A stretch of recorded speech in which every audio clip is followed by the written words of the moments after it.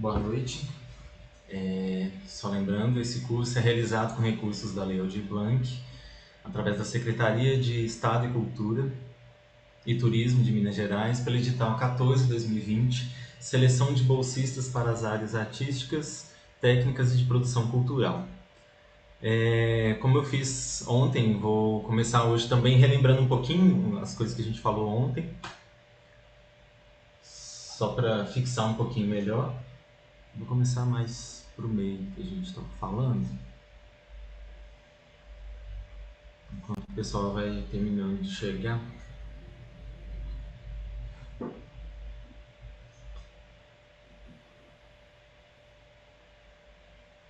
Só recapitulando um pouquinho do que a gente falou de acústica, aquela coisa, né, do campo livre, do campo reverberante, dependendo da distância em relação à fonte sonora. Se a pessoa está próxima da fonte sonora, ela vai ouvir primeiro o som da fonte sonora, depois o som dessa reverberação do espaço. À medida que ela vai afastando, ela vai ouvindo cada vez menos o som direto dessa fonte e ouvindo mais essa reverberação do espaço.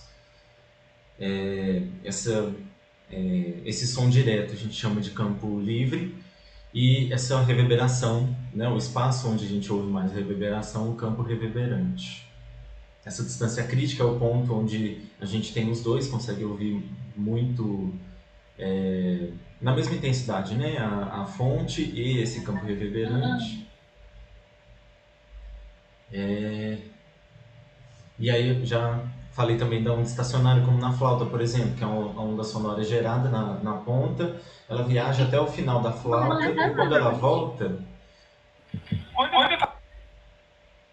e quando ela volta, o som ele se soma e interage, né, com a próxima onda que está voltando. Então, em alguns pontos ela vai ter soma, em outros pontos vai ter cancelamento, vai ser mais ou menos dessa forma aqui. A gente pode ter onda estacionária dentro de espaços fechados também, dentro de um quarto. Eu posso falar, a onda pode bater na parede, voltar e ficar presa aqui.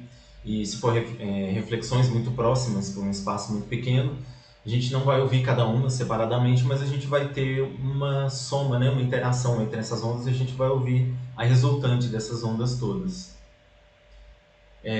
No caso, a onda estacionária é quando a gente tem a mesma frequência em um espaço com dimensões próximas ao comprimento dessa onda. Então, quando a onda bate na parede, quando ela volta, ela consegue se somar completamente com a próxima onda que está vindo. Então, a gente tem um ganho, uma sensação de ganho acústico, porque esse som que refletiu ele consegue somar com a onda anterior, e aí dessa forma que a flauta consegue ganhar um volume maior, né? O som da flauta consegue ter uma intensidade maior, mesmo que a onda que é gerada não seja tão grande assim, por causa dessa soma da onda com ela mesma voltando. Qualquer coisa, podem me falar, podem me perguntar. Falei da relação de decibéis, que para a intensidade sonora vai ser nessa proporção. A cada 2 vezes que a gente dobra a intensidade, a gente tem 3 dB a mais. Então, 3 dB são 2 vezes a quantidade inicial, 6 dB são 4 vezes a quantidade inicial, 10 dB são 10 vezes a quantidade inicial, e é uma escala logarítmica. Então, quanto mais intensidade a gente quiser, mais vezes a gente vai ter que multiplicar para ter um ganho relevante dessa intensidade, a gente conseguir perceber essas diferenças. Deixa eu já mostrar. Coloquei a bateria no medidor de nível de pressão sonora que eu tenho, que é esse aqui, ó. Ele é bem simplesinho, ele serve mais como referência, mas ele não está calibrado, então ele não serve para fazer medidas profissionais, né? Eu não posso usar ele para medir em um evento, por exemplo, auferir que a quantidade de pressão sonora é a mesma que está definida aqui. Tem um aparelhinho que conecta nele aqui, que gera uma quantidade, eu acho que se não me engano, 80 ou 100 dBs, quando está preso aqui na ponta dele, e aí a gente consegue regular para que sempre ele meça a quantidade exata e confiável, né? Aqui no caso ele não está calibrado, mas ele serve como uma referência, mesmo não dando a medida exata. Aqui, enquanto eu falo, não sei se está dando para ver, ele tem uma luzinha. Dá para ver a oscilação da intensidade do som aqui no espaço enquanto eu estou falando. Então, se eu falar mais forte, a intensidade aqui do medidor vai chegar em 80, mais ou menos. Se eu falo mais baixinho, ele vai medir uma intensidade menor. E o silêncio possível aqui no espaço, que vai pegar muito som do computador,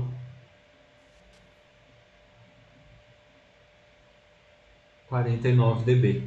Se o computador tivesse desligado, provavelmente ia chegar nos 45, próximo da medida que a gente viu ontem aqui, que é de um ambiente bem silencioso, 40 dB. Então é isso, ele tem mais de uma medida, ele tem dBA, não, eu vou falar de outra coisa antes. A escala em dB são sempre comparações, né, entre valores, então eu posso ter 3 dB, por exemplo, de qualquer coisa. Se eu tenho 2 laranjas e em outro momento eu tenho 4 laranjas, eu tenho 3 dB a mais de laranja, porque o dB sozinho ele não representa nada além de uma comparação entre valores. Então, para ter uma medida exata e poder usar e dizer que aqui nesse momento tem uma intensidade sonora de 50, 60 dBs, a gente precisa criar um limite, né? Os extremos, qual que é o 0 dB, que vai ser, no caso, o silêncio absoluto, e qual que vai ser... eu não sei qual foi exatamente o limite, qual foi o parâmetro definido para o ponto mais alto, mas a gente tem hoje algumas referências, como o som de um avião está em 120 dB ou 140, dependendo, se estiver muito, muito próximo. Um som de um show chega a 100, 120 dB. A partir de 80 dB a gente já começa a ter perda, prejuízo para a audição, se for exposto durante muito tempo por essas intensidades sonoras. E eu terminei falando da curva de Fletcher e Munson, que foram estudos que foram feitos que pegaram algumas pessoas, colocaram em uma cabine silenciosa, colocaram um fone de ouvido na pessoa e aí pediram para ela ouvir uma frequência e ir aumentando o volume e comparando com outras frequências, ouvindo uma de cada vez, até que ela tivesse a sensação de que estava ouvindo todas essas frequências, da mais grave até a mais aguda, com a mesma intensidade. Então era um estudo da nossa percepção mesmo, não uma medida física desse som. E aí eles perceberam que para ter uma mesma sensação sonora de uma onda muito grave, precisava de muito mais energia do que uma onda de 1 kHz, por exemplo, que é uma frequência próxima da nossa fala. Nossa fala geralmente está entre 500 e 5 kHz, 3 kHz. O telefone, inclusive, ele corta todas as frequências graves e agudas, porque a parte mais importante da voz está entre 500 Hz e 3 kHz. Então, por isso que a gente tem esse som meio de radinho, né, no telefone, porque ele realmente corta para diminuir a quantidade de informação que ele tem que transmitir de um lugar para o outro. Então, essa é a região que a gente é mais sensível, que a gente ouve melhor. E aí, por esse gráfico aqui, a gente pode perceber que para ter a sensação de 60 dB aqui, por exemplo, em 1 kHz a gente vai precisar de um nível de pressão sonora de 60, né, que foi a referência que eles usaram, mas para a gente ouvir uma frequência de 50 Hz, a gente precisa de uma pressão sonora de mais ou menos 80 dB, medido no aparelho. Então, aparentemente, todo dia nesse horário eu vou cair. Vocês estão me ouvindo? Agora sim, Vinícius. Até onde vocês conseguiram me ouvir?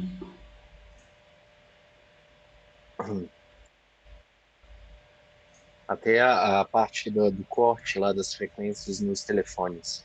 Ah, tá. Então, peraí, deixa eu começar de novo compartilhando o áudio. Eu acho que não vou precisar, mas... Pronto. Que é essa região que a gente consegue ouvir com mais nitidez. Então, para o telefone, né, para transmitir o sinal, ele tira os graves e o agudo da voz e deixa só o que é importante para a gente conseguir se comunicar, que é essa região que a gente consegue ouvir melhor e é a região onde a maioria das vozes tem a parte mais clara da voz. Então, mesmo que a gente tenha um componente mais grave ou mais agudo da voz, a parte que a gente precisa para conseguir se comunicar está nessa faixa de 500 Hz até uns 3 kHz. E aí, nesse experimento, por exemplo, eles utilizaram a escala aqui de 1 kHz e mediram uma pressão sonora de 60 dB SPL, que é essa medida mesmo, né, física, de intensidade de energia mesmo. E aí eles perceberam que a maioria das pessoas precisava aumentar o volume na frequência de 50 Hz até o medidor chegar em 80 decibéis, que era para compensar essa deficiência, né, da nossa audição, que não consegue ouvir tão claramente as frequências mais graves. Então, no evento, a gente vai perceber que tem as caixas todas lá.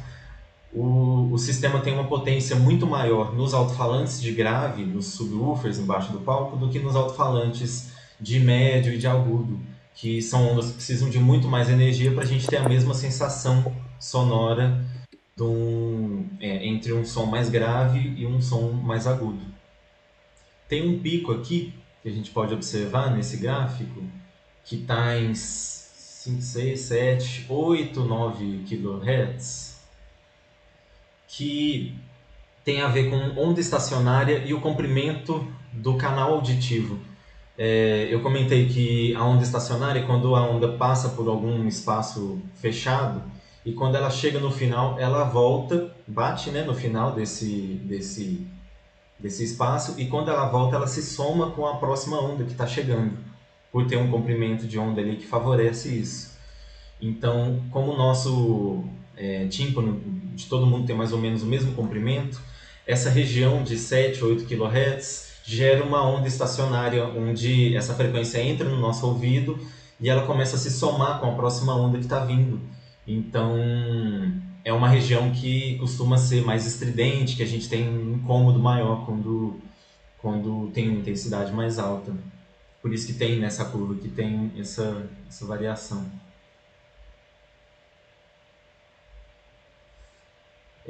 Isso aqui é a partir daqueles gráficos, né, o nosso limiar aqui de audição e onde a gente começa a sentir dor a partir dessa referência de 1 kHz, que seria aqui do 0 até os 120 dB.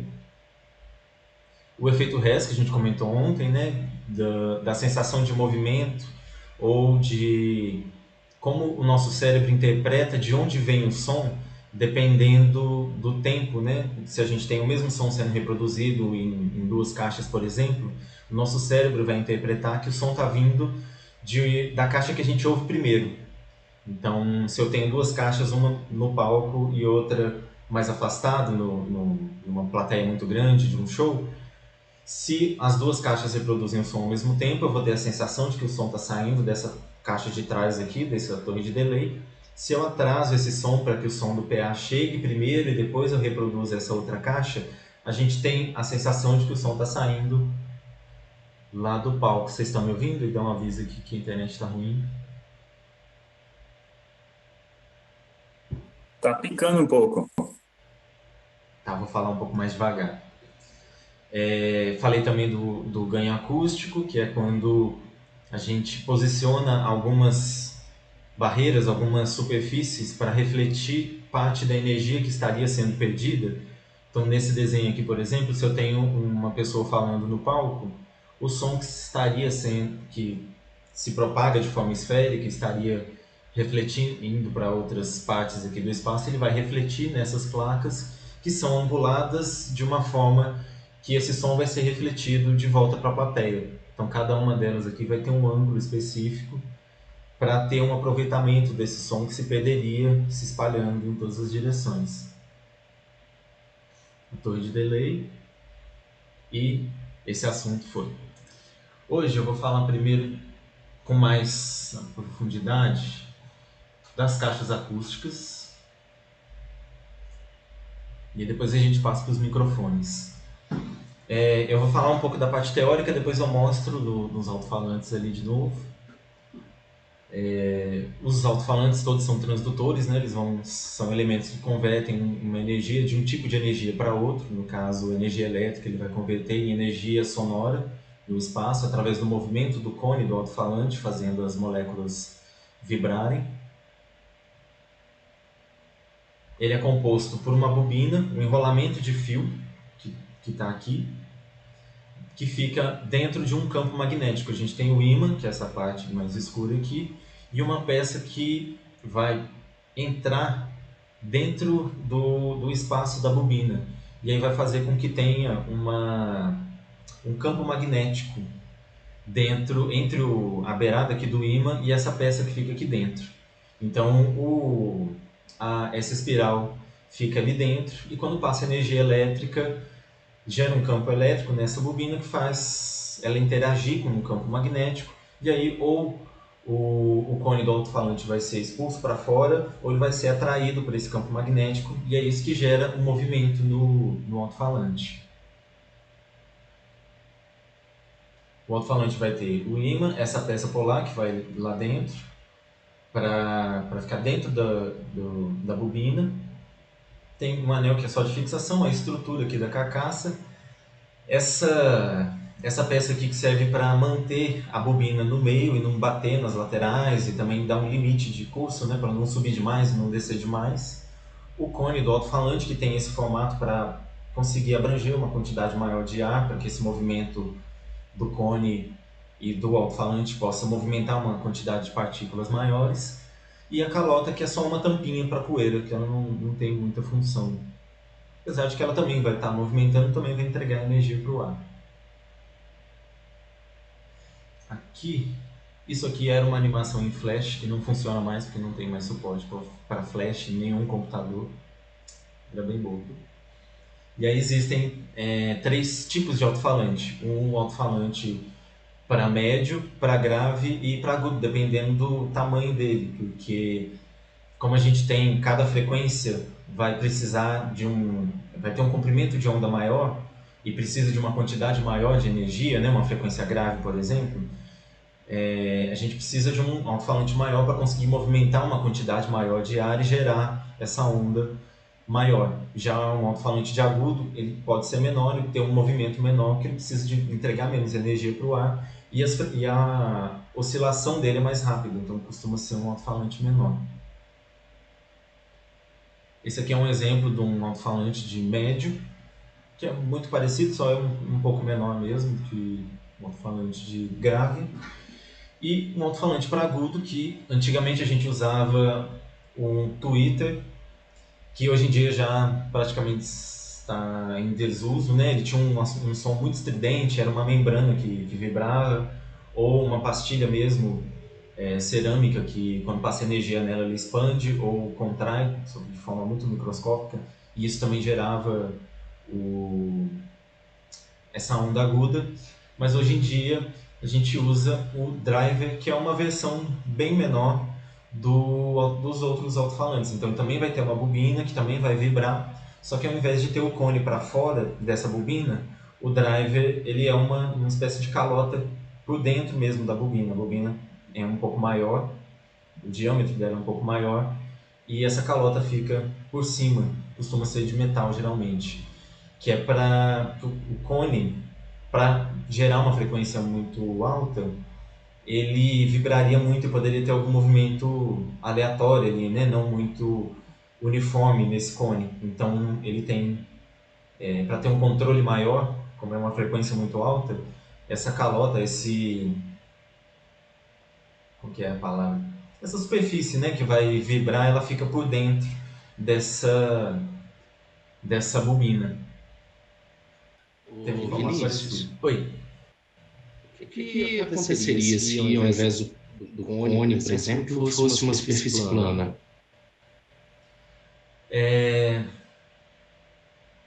Dependeria muito do material, né? Porque se for um material do jeito que é feito o cone, de um papelão, esse movimento da bobina deformaria, né, essa superfície. E aí ela não teria um movimento muito uniforme. A vantagem de ser um formato cônico é que o próprio formato ajuda a manter o papelão ali, o material, no formato dele mesmo, na hora de fazer esse impulso, né? Porque essa bobina ela vai empurrar mesmo e puxar esse alto-falante. Então, esse formato cônico ajuda. e também faz com que o material possa ser um pouco mais fino. Se eu preciso de uma superfície muito rígida para poder movimentar, ela vai ser mais pesada, eu preciso de mais energia para movimentar, para tirar essa superfície, né, da inércia. Então é um alto-falante menos eficiente. Então é mais por essa questão mesmo, para conseguir manter no mesmo formato e não vibrar de uma forma muito aleatória. Mas mesmo o alto-falante, quando essa borda dele, que é uma espécie de suspensão que mantém ele no lugar, deixa eu voltar na imagem. Quando essa suspensão aqui, ela rasga, o alto-falante ele fica sem uma estrutura que segure ele mais ou menos, espalhe energia pelo cone do alto-falante de uma forma uniforme, né? E aí ele já vibra de uma forma meio aleatória, já gera umas frequências que não deveriam existir, porque é o papelão que está vibrando, pode rasgar o papelão, então é mais para controle mesmo. É isso que é a caixa estourada, que todo mundo fala? É uma das formas, pode ser o próprio material aqui tem uma bobina presa numa. Pode ser um papelão também, ou pode ser de outro material, que é esse conezinho que fica preso à bobina. Quando a gente coloca uma potência muito alta nesse alto-falante, ele pode bater, essa beiradinha pode bater no fundo aqui e deformar. E aí isso vai gerar um som distorcido, ou então se for muito para fora e forçar essa borda aqui, ela pode rasgar o papelão, pode rasgar aqui também. Ou se for um excesso de potência mesmo, esquentar demais, ele pode romper o filamento aqui desse fiozinho enrolado, que é um fiozinho muito fininho. Deixa eu pegar de novo aqui.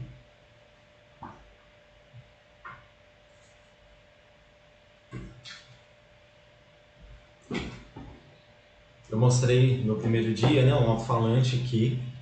Eu não estou vendo a minha imagem, porque eu estou compartilhando tela, mas que tem, né, o cone aqui e faz o movimento para fora e para dentro.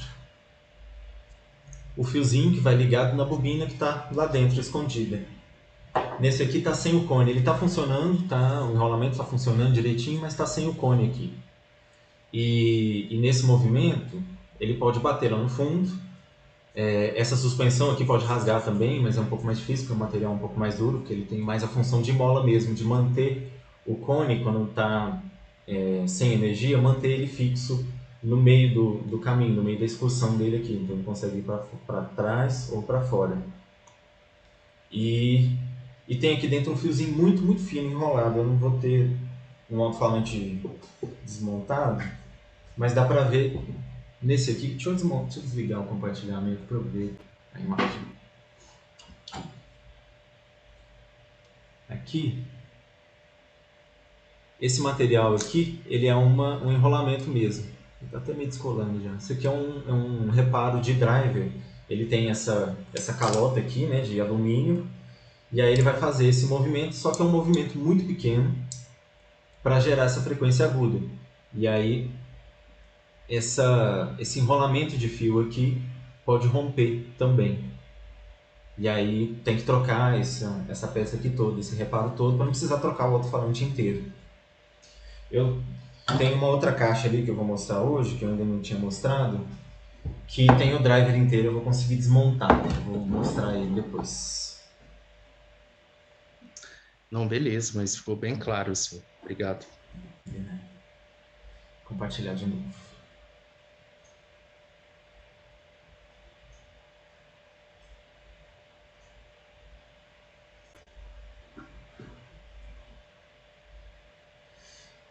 A função da corneta, que a gente via muito antigamente em igrejas, ou nesses carros de som, de competição, que eles colocam um monte de corneta, a função dessa corneta é direcionar um pouco desse som agudo que é gerado para concentrar ele mais na frente da fonte sonora. Então, o driver ele é montado dentro, a saída desse driver é montada ali de uma forma que o som gera uma pressão muito grande, porque ele tem que passar a pressão tem que passar nessa boca aqui, nessa parte muito pequena, e aí dependendo do ângulo, quanto mais aberto, quanto mais aberta essa corneta, mais ela vai conseguir espalhar o som, e quanto mais comprida e fechada, mais ela vai direcionar esse som. Mesmo depois que sair do, da corneta, ela consegue manter uma diretividade maior desse agudo. Ele vai trabalhar dessa forma. Aqui está a bobina, né, num corte. Essa membrana aqui, essa calota que vai empurrar as partículas. E aqui é o ímã que vai interagir com o campo elétrico gerado aqui na bobina e vai fazer com que essa bobina faça esse movimento. Nesse tipo aqui de corneta, ele tem o mesmo princípio de funcionamento dessa outra aqui, só que para não precisar que essa corneta seja muito comprida para gerar essa diretividade, eles meio que cortaram a bobina em 3 seções. O som sai daqui, que tem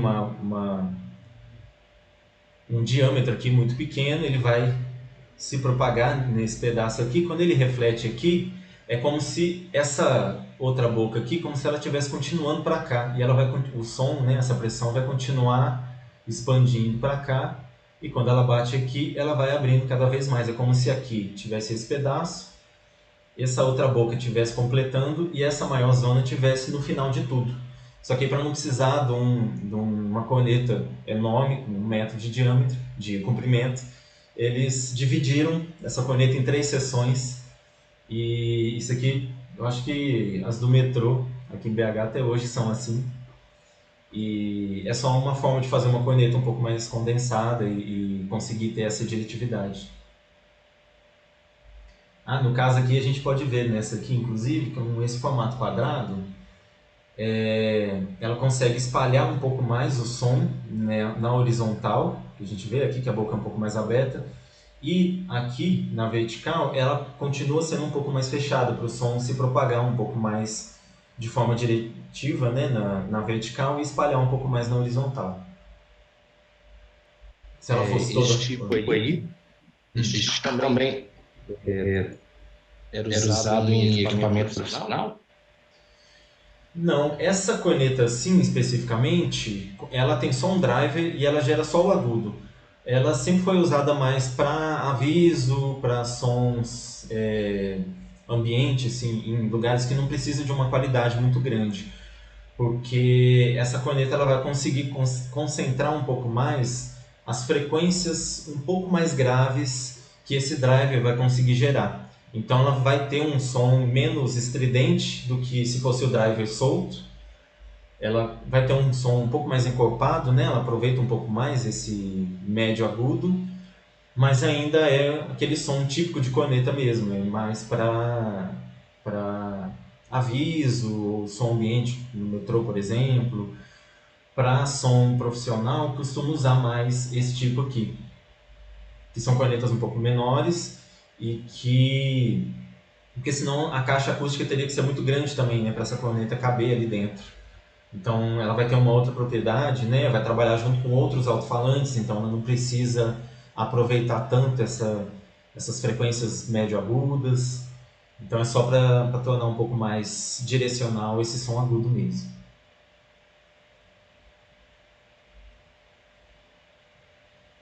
Esse aqui é aquele exemplo que eu fiz do alto-falante no espaço. E como a gente consegue aproveitar o som um pouco melhor quando ela está fechada dentro de uma caixa. Quando o alto-falante solto não tem isso. Quando o alto-falante está solto, as frequências mais agudas que ele gerar, esse som vai conseguir se propagar. Mas quando o alto-falante vai para frente, ele gera uma compressão na frente dele, uma rarefação atrás, que funcionam como se fossem ondas sonoras com sentido oposto, né? Na frente tem uma pressão e atrás tem uma rarefação. E isso solto no espaço, essa onda sonora de trás vai conseguir contornar o alto-falante, se a onda sonora for um pouco mais grave, e aí ela se soma com essa outra onda sonora com sentido contrário e ela se cancela. Então as frequências mais graves se perdem quando o alto-falante está solto. Vou fazer de novo essa experiência. A forma de resolver isso é isolar, fazer alguma barreira que impeça o som que está sendo gerado na parte de trás do alto-falante, impedir que que ele consiga se somar com a onda sonora gerada na frente. Uma forma é uma caixa selada, que é uma caixa toda fechada, sem nenhum tipo de abertura. E aí quando o movimento do alto-falante faz, né, o movimento para trás, ele gera uma rarefação aqui e uma pressão aqui, mas essa pressão aqui não consegue sair. E ao contrário também. Só que dessa forma a gente perde, né, uma parte do som preso aqui dentro. E quando gera essa pressão dentro do, se for um alto-falante maior, quando ele vai para trás, gera uma pressão dentro da caixa toda, e isso gera uma pressão ali, né? Essa pressão força o alto-falante, então torna o alto-falante um pouco menos eficiente, porque quando ele vai para fora, o ar aqui dentro meio que puxa o alto-falante de volta, e quando ele vai para dentro, o ar comprime o alto-falante, e isso gera um certo amortecimento do movimento, ele não consegue vibrar livremente. Quando a gente tem um duto, esse comprimento aqui, ele é calculado para que quando o alto-falante vá para trás, gera uma rarefação aqui, e essa pressão aqui, até ela conseguir contornar e sair no duto, fazendo esse movimento aqui, o alto-falante já foi para fora, já deu tempo do alto-falante completar aquele movimento, e aí eu tenho soma de pressão aqui e pressão aqui. Essa pressão foi gerada no movimento anterior, e aqui a pressão foi gerada agora. Então a gente consegue aproveitar esse som de dentro da caixa sem ter esse tipo de cancelamento. Esse duto, o comprimento dele é calculado, o tamanho da caixa e o volume de ar dentro da caixa é calculado. Tem outros formatos de caixa, como essa aqui, por exemplo, que tem um buraco e tem outros furos aqui, e a caixa é separada em dois pedaços para gerar outro tipo de interferência, algum tipo de filtro aqui para segurar esse som de outra forma, duto que não é só um tubo, mas que ele faz um desvio aqui mesmo, tem várias formas, inclusive labirinto, são formas mais complexas, né, desse som viajar e atrasar o suficiente para conseguir se somar com outra onda. A caixa selada com alguma manta, algum material para absorver o som dentro dela. Esse duto aqui, por exemplo, que é maior ainda, e esse aqui ainda funciona mais ou menos como uma corneta, né? Ele vai direcionar esse som e vai fazer com que ele percorra um caminho todo sem perder energia para depois sair de uma vez. Então tem várias formas de montar. Inclusive caixas de grave que podem ser montadas inclusive com alto-falante em outros formatos, né? O alto-falante virado para dentro da caixa. Cada um vai ter uma finalidade diferente. A caixa acústica, quando eu tenho um alto-falante só para grave e um só para agudo, eu preciso separar a energia que eu mando para cada um deles, porque se eu mandar grave para essa membrana aqui muito pequenininha, ela não vai conseguir gerar aquele movimento todo, e como ela não precisa de muita energia para movimentar, eu posso queimar isso aqui só de mandar uma quantidade muito grande de grave para esse alto-falante, que foi feito para reproduzir só agudo. Então a gente precisa filtrar para vir só agudo para cá, e no alto-falante de frequência mais grave, eu posso até mandar frequências agudas, mas como é um material, o cone do alto-falante tem um peso um pouco maior, a bobina maior também, fica dentro de um campo magnético mais forte, a chance da gente conseguir vibrar esse alto-falante rápido, o suficiente para ele gerar um agudo, é muito pequena. Então, a maior parte do agudo, quando a gente manda para um alto-falante grande, é dissipada como calor, porque o alto-falante não vai conseguir fazer o movimento, mas a energia está passando ali.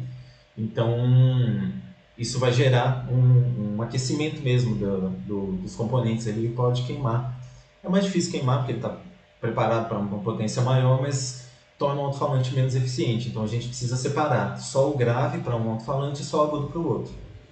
A gente pode fazer isso a partir de um crossover, que é o nome desse circuito, que vai separar o grave para um e o agudo para o outro, que pode ser passivo. Então eu tenho um amplificador que vai mandar todas as frequências para essa caixa, e aí esse circuitinho ele vai filtrar essa energia, então ele vai filtrar a energia que vem para cá grave e vai deixar só passar o agudo, e aqui ele vai filtrar a energia aguda e vai deixar passar só o grave para cá. Isso numa caixa que tem um amplificador externo e eu tenho mais de um elemento. Esse aqui é um exemplo de um crossover passivo. Ele vai ter esses componentes aqui que vão funcionar como filtro, para deixar só frequência médias passarem para cá, só agudas passarem para o drive, só graves para o alto-falante de grave. E aí a frequência de corte, essa frequência limite entre o som que eu passo para um alto-falante e para o outro, são essas frequências de crossover, que são os pontos onde eu tenho uma quantidade de energia daquela frequência indo para dois alto-falantes ao mesmo tempo. Porque a gente nunca vai ter um filtro que consegue filtrar, por exemplo, 100 Hz e 101 Hz. Vai ter sempre todo filtro ele vai ter um comportamento um pouco mais suave. A partir de 100 Hz ele começa a atenuar. Então 101 Hz ainda vai ter bastante energia, 105 vai ter um pouco menos, 110 um pouco menos. Então eu preciso que tenha um pouquinho desse 100 Hz em um alto-falante e um pouquinho no outro, para que somado os dois alto-falantes juntos, mesmo com esses filtros que não são perfeitos, ideais, a gente tenha um volume certo, né, de cada frequência. Essa região de passagem entre um alto-falante e outro são os pontos mais críticos dos sistemas, né, dos alto-falantes, das caixas acústicas, porque são os pontos mais difíceis de calcular. Quando queima um alto-falante e eu troco um desses componentes, trocar o de grave, por exemplo, ele vai ter mais facilidade ou menos facilidade de reproduzir algumas frequências, e isso pode mudar o ponto de soma, né, desses dois alto-falantes, e aí pode gerar um buraco dentro dessa frequência de 100 Hz, por exemplo, onde o alto-falante não vai estar... O que o alto-falante de grave deveria estar reproduzindo, ele não consegue, então começa a dar algumas deficiências, né? A gente não tem todas as frequências iguais. Então, esses pontos são os mais críticos, os mais difíceis de calcular e de montar, e é a diferença de uma caixa de boa qualidade, onde isso é calculado e o sistema é todo montado para que tenha esses pontos de uma forma suave, né? Essas frequências sejam lineares, independente de onde elas estão sendo reproduzidas, ou uma caixa que simplesmente colocaram alguns alto-falantes lá e pronto. Vinícius, essa caixa de sons médios e tal é a mesma tecnologia do grave, né? Sim, funciona da mesma forma, só que ela tem uma dimensão menor e reproduzem frequências diferentes. Sim, mas tem um corte assim, em termos de frequência para poder passar sem emitido no Twitter, né? Hoje em dia a gente usa o driver. Cada caixa acústica vai ter uma característica diferente, uma facilidade de reproduzir algumas frequências ou outras. Estão me ouvindo bem? Está dando algum eco, alguma coisa na minha voz? Era o compartilhamento. Quando o Thiago estava falando. É o compartilhamento. Deixa eu tirar o áudio aqui do compartilhamento. Pronto, agora vai. A construção mesmo do alto-falante, dependendo das dimensões desse cone que ele vai ter, do tamanho da bobina que ele tem ali dentro, da força desse ímã, do tipo de fio e tamanho da grossura desse fio que faz parte ali dessa bobina, isso vai dar uma característica diferente para o alto-falante. Então, cada modelo de alto-falante, às vezes até o mesmo modelo, dependendo do ano que foi fabricado ou do tempo de uso, ele vai tendo mais facilidade ou menos facilidade de reproduzir algumas frequências. Então, se eu compro um alto-falante para grave que vai ter mais facilidade para reproduzir determinadas frequências, eu preciso escolher um outro alto-falante de médio que vai completar essas frequências que esse alto-falante de grave não vai ter facilidade de reproduzir. A mesma coisa para o driver. Se eu tenho esse alto-falante de médio, eu preciso escolher um driver que as características dele ali, né, de facilidade de reproduzir esses sons, vão completar o outro alto-falante, para que quando um alto-falante não conseguir mais reproduzir alguma frequência, tem o outro lá para suprir essa deficiência. Então isso tudo é estudo mesmo, na hora de construir, né, a caixa acústica, e na hora de projetar também esse crossover, né, esse limite. Às vezes eu tenho um alto-falante de grave e um de médio que reproduz bem essa frequência de 100 Hz. Então eu preciso diminuir um pouquinho de cada um para que não tenha uma soma muito grande e essa frequência de 100 Hz tenha uma intensidade maior do que as outras. Isso tudo é processo de engenharia mesmo na hora de projetar essas caixas. Não sei se eu respondi. Beleza. Então a gente pode ter o crossover passivo,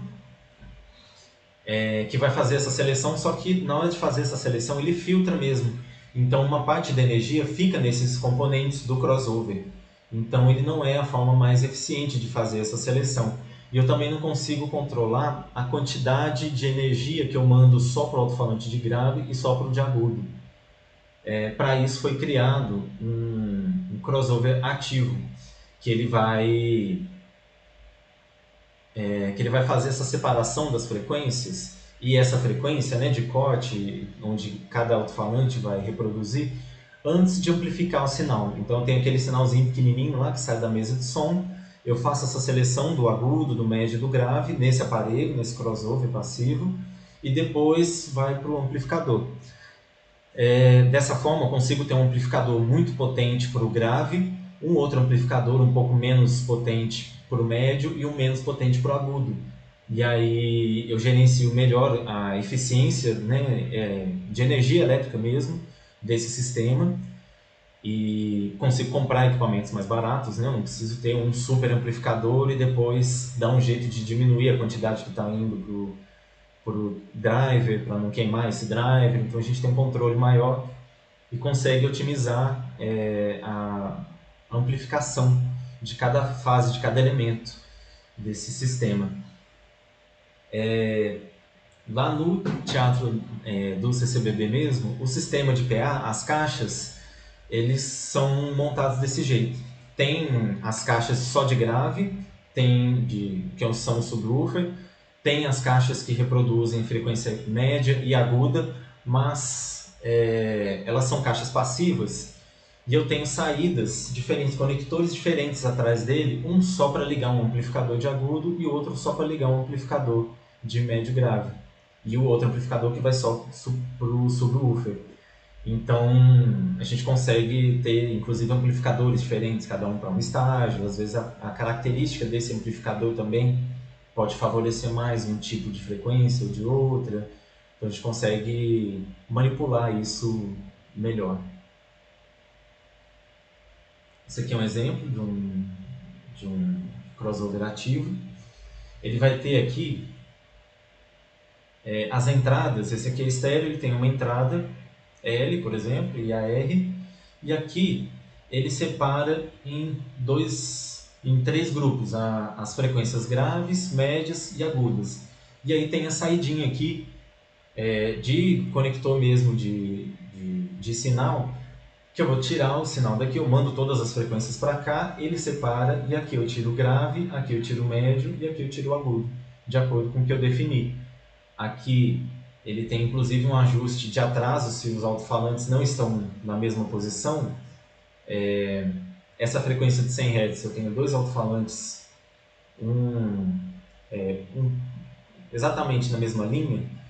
Essa frequência de 100 Hz vai ser produzida no mesmo lugar. Quando elas saírem do alto-falante, elas conseguem se somar. Numa caixa que tem uma corneta, por exemplo, esse driver ele pode estar um pouquinho deslocado para trás. Então, quando gerar uma frequência, que no caso do driver vai ser mais agudo, deixa eu chutar aqui o valor que ele tem, de 5.000 Hz, que seja uma frequência que esse alto-falante aqui vai falar e esse driver também. Quando eu mandar os 5.000 kHz, esses dois alto-falantes vão gerar essa onda e até elas saírem do alto-falante, uma delas vai estar atrasada em relação à outra. Então eu consigo pegar esse falante de médio e atrasar um pouquinho o som dele, que são coisas minúsculas de 1 milésimo de segundo, 2 milésimos de segundo, para que o som desses dois alto-falantes saia ao mesmo tempo, a gente não tem nenhum tipo de cancelamento.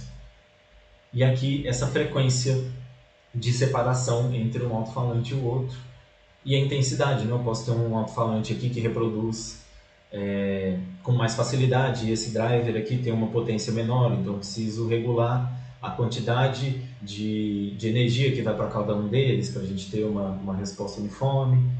Então, esse aqui é um crossover que vai fazer essa separação toda. Aqui também é um outro crossover, um pouco mais complexo, mas que tem a mesma função.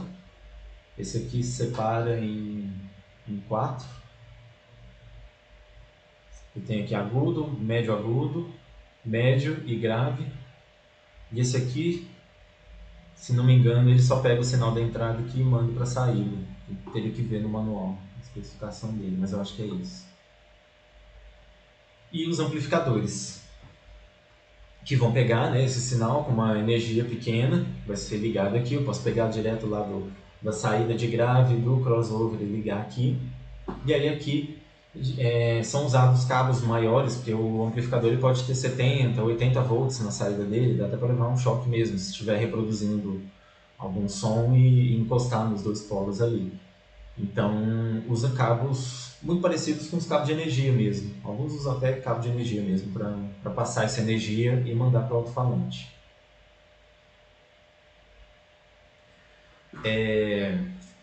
Vou falar de outra coisa. Quando a gente pega um alto-falante, a gente vê lá 100 watts de potência, que é uma medida de energia, né? Que nem a lâmpada tem uma lâmpada de 100 watts. O alto-falante pode conseguir reproduzir 100 watts. Geralmente essa medida ela não é uma medida de energia no ponto mais alto, onde eu tenho o máximo de energia, porque essa energia vai oscilar, né? Se eu tenho uma frequência, vai ter ponto ali, se eu medir ao longo do tempo, se eu conseguir medir de uma forma rápida o suficiente, vai ter ponto que vai ter 0 volts na saída do amplificador, vai ter ponto que vai ter, nesse caso aqui, 70 volts, ou 30 volts. Em cada momento a gente vai ter uma medida diferente, porque essa energia está oscilando para que quando essa energia passe no alto-falante, essa oscilação gere uma oscilação do cone do alto-falante. Essa potência que a gente usa como referência é uma medida em RMS, que é uma espécie de uma média de energia. Como essa energia está oscilando o tempo todo, como se eu pegasse a quantidade de potência que o alto-falante está... qual é a palavra? A quantidade de energia que esse alto-falante está gastando ali, naquele momento, fosse somando ao longo do tempo e fizesse uma média desse valor. Que seria a mesma relação se eu pegasse uma pilha, por exemplo, uma bateria que tivesse a mesma quantidade de energia, o alto-falante ia dissipar a mesma quantidade de energia se fosse contínua. Essa média, né, que a gente faz. Então a potência RMS é uma potência média, não é o máximo nem o mínimo que o alto-falante vai conseguir reproduzir, mas essa média ao longo do tempo de energia que ele consegue dissipar. Seja em movimento, seja em calor dessa bobina, passando energia dentro dela. Se a gente passa desse valor de energia, ela pode esquentar o fio da bobina ali e ela queimar. Ou então eu posso exigir que o alto-falante faça um movimento muito maior do que ele consegue e estragar, né, os componentes do alto-falante. Então, essa potência do alto-falante, a ideia dessa medida é essa média mesmo, para a gente ter uma referência de quanto que ele consegue dissipar de energia. Em vários equipamentos, geralmente equipamentos não profissionais ou residenciais, a gente ouve falar em potência PMPO. Potência PMPO é uma medida que não existe. É um valor aleatório que a indústria cria, cada fabricante vai colocar um valor aleatório para parecer que é um número muito grande. Então, às vezes, a gente tem um som residencial que consegue reproduzir 50 watts RMS, que é a medida certa, né, dessa média de energia sendo gasta pelo alto-falante, e ele coloca lá que são 1000 watts PMPO, o outro vai falar que são 500, o outro 2000 watts, que é uma medida que não existe, que é só para enganar o consumidor mesmo e achar que é um sistema muito potente, porque se falar que é 40 watts, você vai achar que é pouca coisa.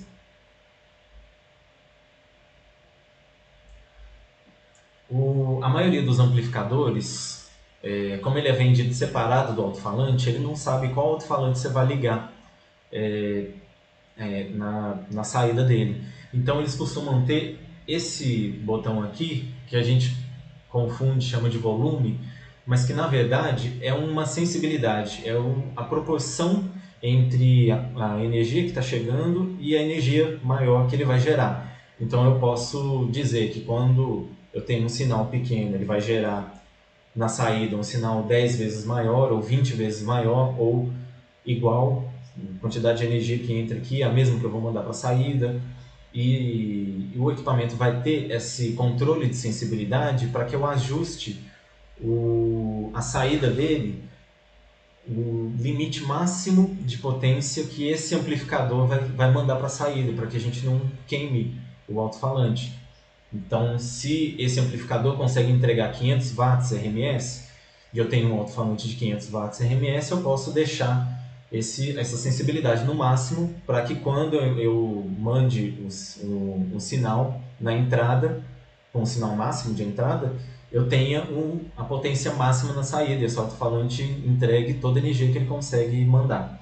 Mas se eu ligo um alto-falante de 200 watts, por exemplo, eu posso queimar esse alto-falante, porque o amplificador vai mandar muito mais energia do que o alto-falante consegue. Então eu posso regular essa sensibilidade desse alto-falante para que a proporção seja diferente. Em vez de amplificar 10 vezes a potência, ele vai amplificar 5, e aí eu consigo ter uma saída compatível e não corro o risco de queimar o amplificador, queimar o alto-falante, no caso.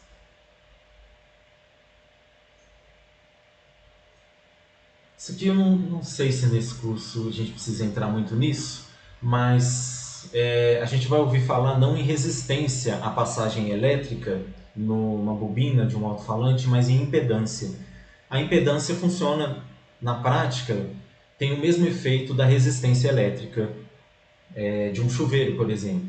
A resistência é a dificuldade que o material vai oferecer para a energia passar por esse caminho.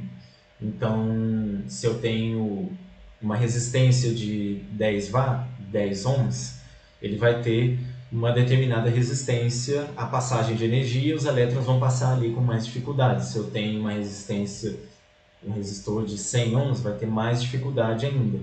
Os alto-falantes, geralmente, como é uma bobina, e esse fio da bobina tem um valor menor de dificuldade, né, de passagem de corrente, o que vai oferecer a dificuldade para esses elétrons passar é o campo magnético. Como essa bobina está dentro de um ímã, e a própria bobina, quando passa energia ali, gera uma interferência eletromagnética, né, entre as espiras, esse campo eletromagnético causa também uma dificuldade na passagem de energia.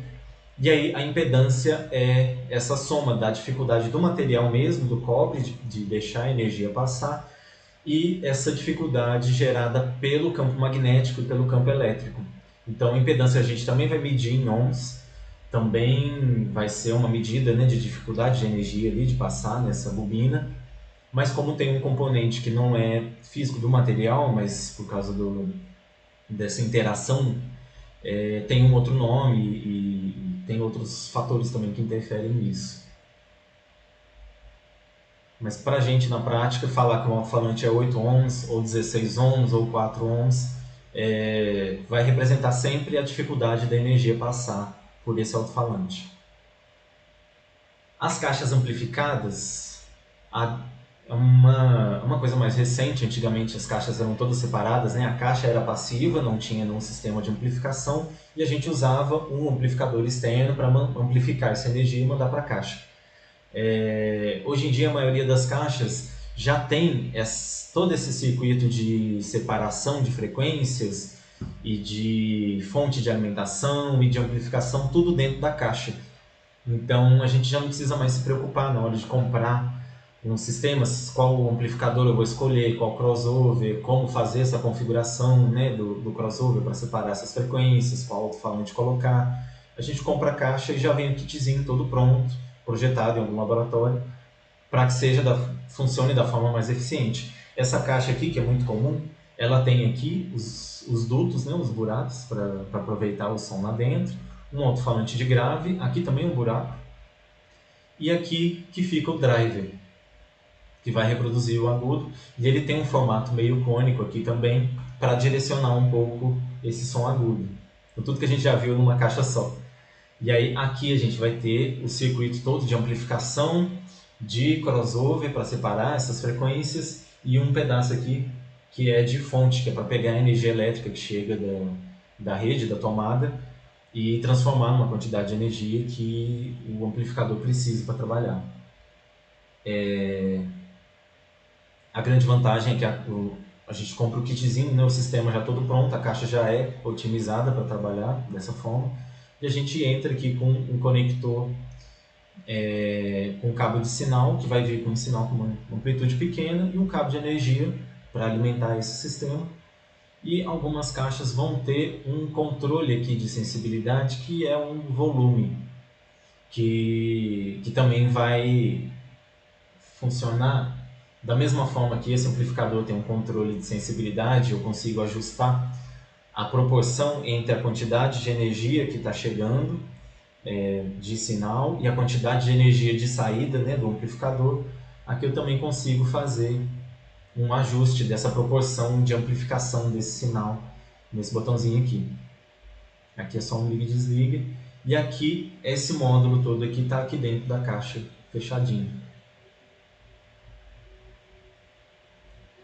Quando a gente não tem um sistema assim já todo montado, a gente vai precisar de algum cabo, né, alguma coisa para ligar o amplificador no alto-falante. E aí, como são quantidades de energia considerável, às vezes 30 volts, 40, 70 volts, a gente precisa de cabos também que são muito parecidos com os cabos que a gente usa de energia. A principal diferença é que ele vai ter alguma marcação de qual é o cabo positivo, né, que manda energia, e o outro que é a referência, que seria um negativo.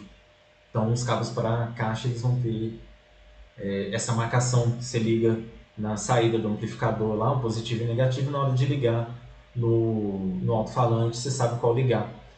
Que se a gente ligar ao contrário, não vai queimar a caixa, não vai queimar nada, mas o alto-falante vai funcionar de uma forma inversa. Se a gente tem duas caixas, dois alto-falantes, e liga um deles positivo e negativo certo e o outro liga invertido, quando o alto-falante estiver indo para frente, o outro está indo para trás. E aí, isso no espaço vai ter um cancelamento, porque eu tenho uma onda positiva sendo gerada aqui e uma onda negativa sendo gerada pelo outro. A soma dos dois vai dar zero, e aí a gente não tem um aproveitamento, né? A gente não tem... Geralmente, são frequências mais graves que a gente vai conseguir perceber isso. Então a gente tem essa polaridade do cabo só para não ter esse tipo de cancelamento e realmente aproveitar e ter soma do som desses alto-falantes. Quando eu tenho uma caixa que tem várias vias, como eu falei lá no CCBB, por exemplo, que vai ter os drivers e os alto-falantes de médio grave, eu posso mandar dois cabos separados para ligar cada um deles, que seria esse exemplo aqui, ou eu posso usar um cabo multivia, que é um cabo que vai ter vários pares de fios dentro de um encapsulamento único.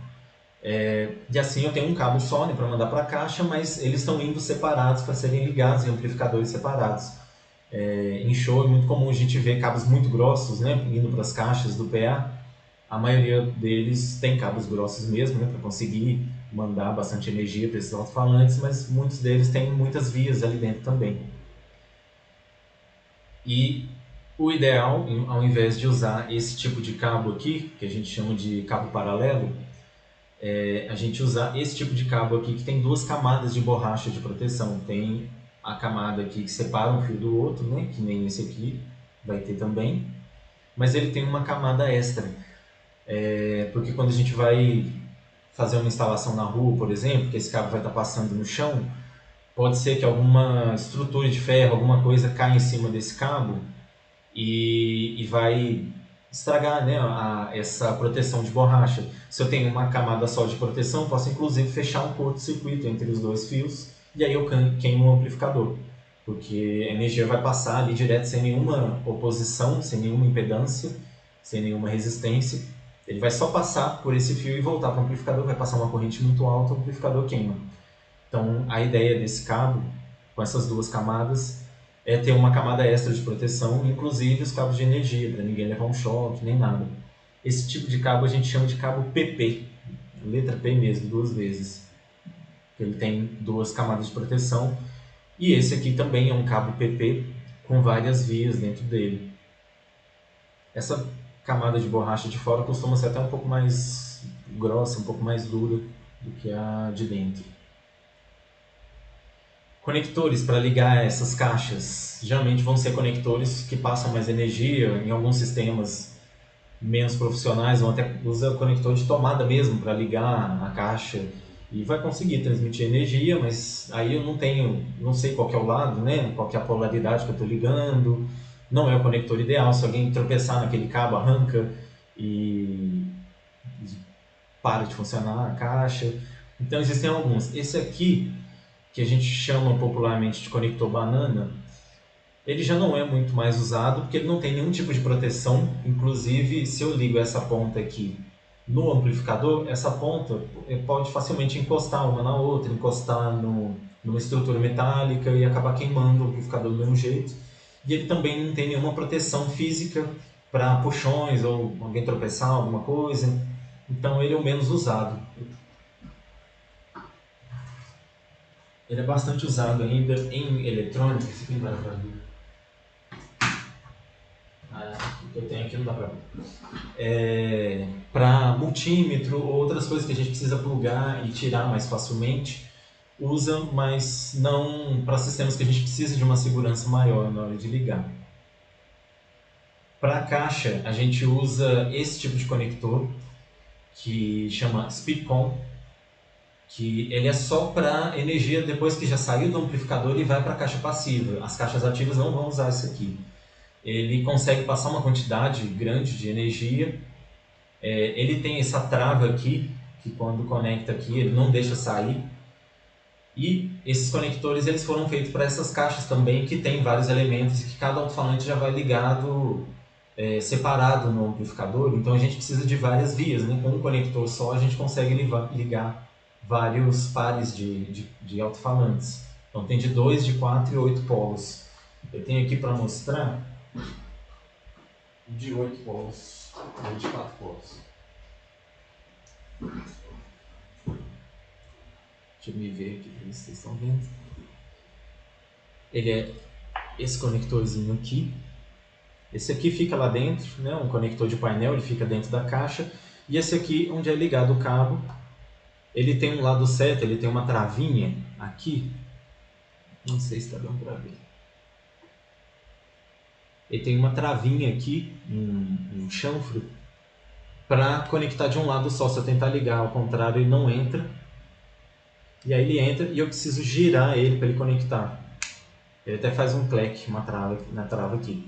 E aí ele não sai de jeito nenhum. Posso puxar, posso tentar girar. Eu preciso puxar a travinha de novo para trás, girar ele de volta para conseguir tirar. Então ele é muito mais seguro. E ele vai conseguir, aqui, não sei se dá para ver, ele tem aqui 2 pares de conectores para eu poder ligar os drivers, por exemplo, e os alto-falantes de médio grave. E aí essa ligação fica toda separada, né? O que está indo para um amplificador e para uma caixa, o par que vem de um amplificador e vai para um alto-falante, e o que vem do outro amplificador e vai para o outro alto-falante. Aqui dentro, ele precisa soltar isso aqui para abrir. Ele tem uma capinha aqui, um prensa-cabo, que quando eu fecho isso aqui, essas aletazinhas aqui, elas travam no cabo para, se tiver algum puxão, isso aqui não arrebentar o cabo aqui dentro, não soltar, que é essa travinha. E ele desmonta aqui. E aqui eu tenho o mesmo que dá para ver aqui nessa imagem. Ele tem aqui 2 pares. Não sei se está dando para ver. Para cá fica escuro. Ele tem aqui os pontos, né, para fazer a conexão aqui dos polos desse conector. Ele tem uma chave Phillips, você coloca o cabo aqui um par de cabo aqui, o outro aqui. E aí na hora de fechar, eu tenho o lado certo para fechar.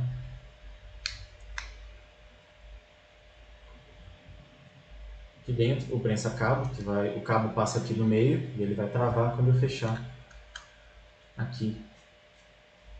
E aí não tem perigo de ninguém levar choque, de fechar nenhum tipo de curto-circuito, ele está travadinho aqui, fechadinho.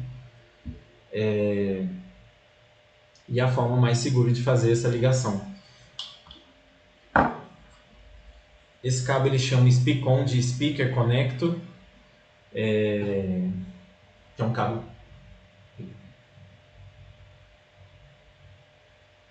Deu uma oscilada na minha tela aqui, não sei o que aconteceu. Vocês estão me vendo? Sim, sim.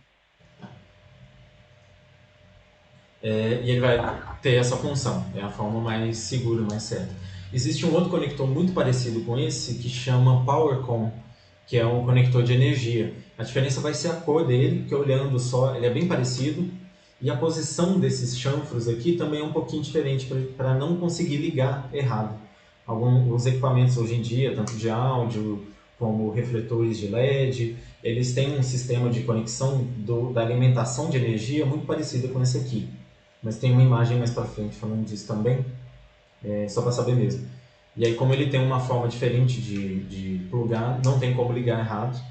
Né? A gente não vai ligar um Speakon no lugar do PowerCon, nem queimar nenhum equipamento. Ô Vinícius, Oi. você falou aí de 2, 4, 8 saídas e tal, porque tem caixas que tem vários alto-falantes, certo? Cada um operando na sua zona de frequência.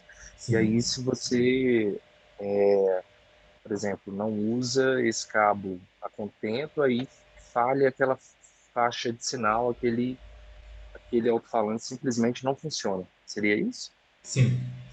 E aí a gente vai ouvir. Oi, desculpa. Não, é só para pensar, você teria que conjugar aí o tipo de cabo com a quantidade de alto-falantes. Seria isso. Quando comprar a caixa, ela já vai ter as saídas, o número de entradas, né? Se vai ser dois alto-falantes de grave, eles vão estar juntos ou se eles estão separados. Aí que vai ser escolhido se vai ser um conector de 8 polos ou de 4 polos. E aí a gente precisa escolher um cabo, que vai ser um cabo desse multivia, PP, de várias vias, para conseguir mandar isso tudo para os amplificadores, né? Que também vão ser separados. Como é um sistema passivo, a gente tem que comprar tudo pensando em como é que a gente vai ligar depois. E se eu não quiser usar um cabo desse, eu posso ter vários cabos, mas aí eu vou ter dificuldade, né, de entrar vários cabos num único conector para fazer a ligação da caixa. Vai ficar um acabamento não muito bom, a chance de entrar poeira, Gambiarra, né? água. O ideal é usar um cabo desse, que esse é um cabo só, com várias vias lá dentro, a gente consegue plugar certinho. Beleza. Aqui um exemplo. Esse aqui é um cabo multivia.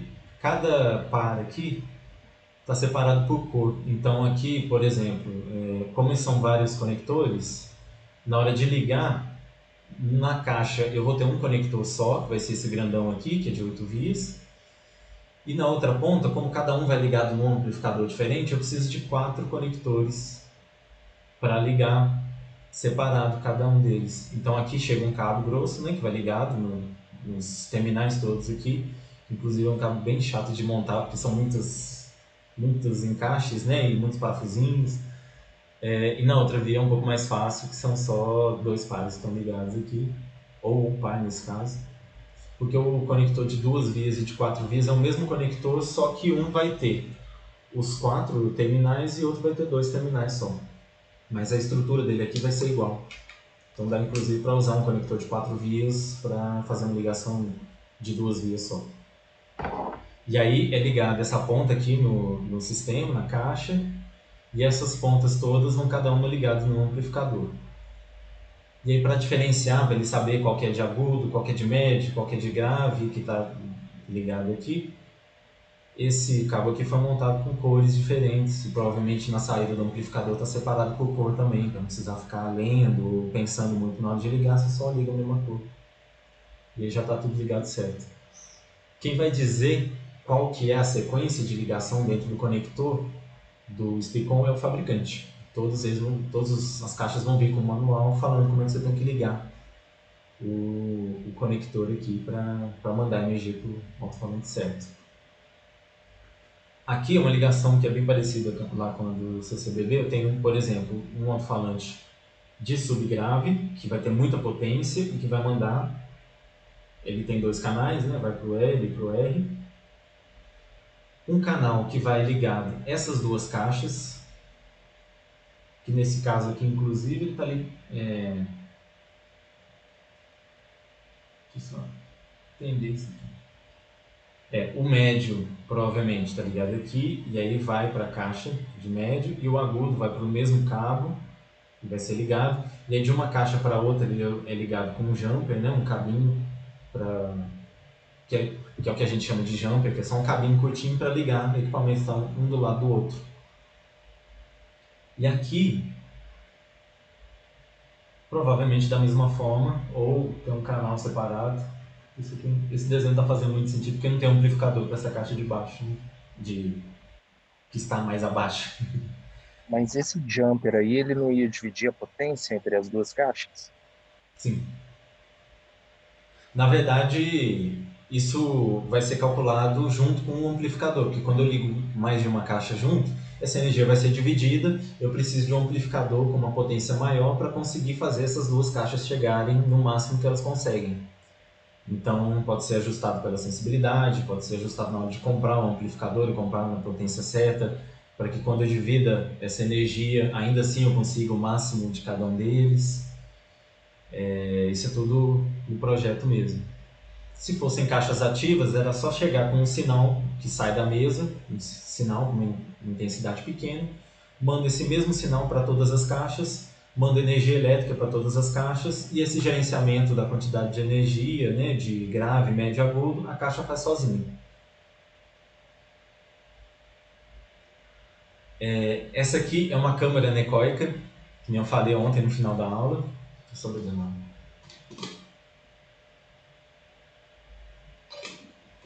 São salas, uma parede de concreto muito grande para não deixar sons externos entrarem, e dentro dela tem material absorvedor muito grande. Isso aqui é espuma, que é para absorver todas as frequências, da mais grave até a mais aguda.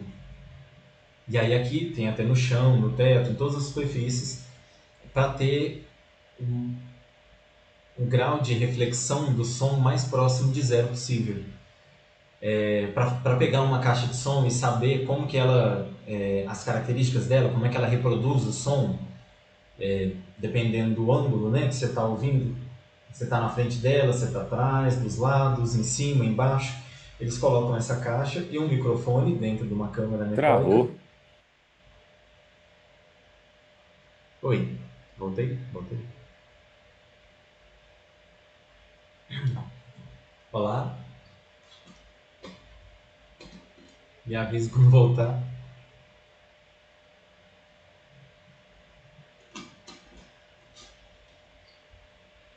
Oi, vocês estão me ouvindo?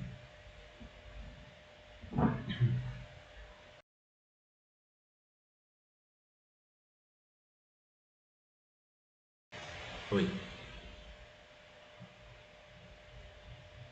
Estão me ouvindo? Um pouquinho de interferência, mas tá dando para te ouvir de boa.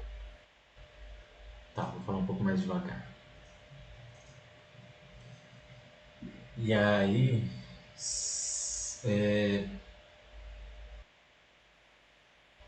Melhorou o áudio.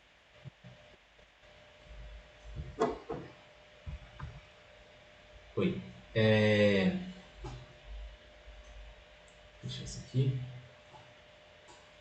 Parou na hora que você está falando da posição da caixa dentro da sala e da câmara, né? Sim, obrigado. A caixa, a gente sabe que ela vai reproduzir melhor o som na parte da frente, e dependendo da frequência, a frequência mais grave vai conseguir contornar, né, essa caixa e se expandir também em todas as direções, e outras caixas, as frequências mais agudas, não vão conseguir contornar essa caixa, elas vão ser mais diretivas mesmo. ou se ela tiver uma corneta, alguma coisa que faz com que a energia se concentre numa única direção. Então, todo fabricante vai ter uma medida disso, de como que a caixa se comporta para cada frequência, e ela vai mandar isso no manual junto com a caixa. Então, eles colocam a caixa numa câmara anecoica, reproduzem um som com todas as frequências, que a gente chama de ruído rosa, que é um som, que é um chiado, que tem todas as frequências, da mais grave até a mais aguda, com a mesma intensidade. Então, a gente manda isso para a caixa, e aí a forma como a caixa vai facilitar ou dificultar, ou desculpa, fala melhor. A forma como a caixa vai conseguir ou não reproduzir determinada frequência vai dar a característica sonora dessa caixa. E isso é medido dessa forma. E eles vão girando a caixa e para cada grau vai ter uma resposta diferente, né? A 30 graus em relação à frente dessa caixa, eu vou conseguir ouvir o som de um jeito, a 90 graus a outro, a 180 graus a outro.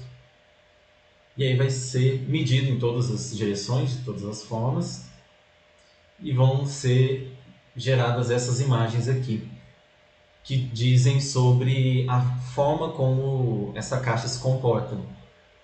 Nesse desenho aqui, é como se a gente imaginasse a caixa acústica aqui apontando para frente, que é o 0 graus.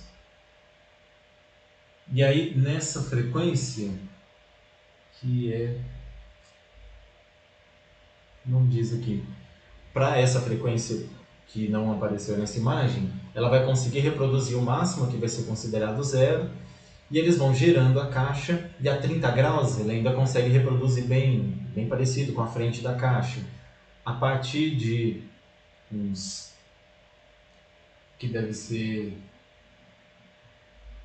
45, né, mais ou menos aqui, ela já começa a ter dificuldade de reproduzir essa frequência. E aí, à medida que vai girando a caixa, a relação é mais ou menos a mesma. A 80 graus ela vai conseguir reproduzir aqui mais ou menos a mesma coisa que a 120 graus. Então, ao redor da caixa, para essa frequência, a gente consegue ouvir um pouco melhor dentro dessa faixa aqui, da frente da caixa, e atrás ela se comporta de uma forma mais uniforme, que deve ser uma frequência mais grave. Aqui deve ser uma frequência um pouco mais média, e aqui é uma frequência mais aguda, que a gente pode ver que na frente da caixa mesmo ela reproduz muito bem. Quando chega aqui em 10 graus ela ainda consegue reproduzir, em 20 a gente já ouve um pouco menos, que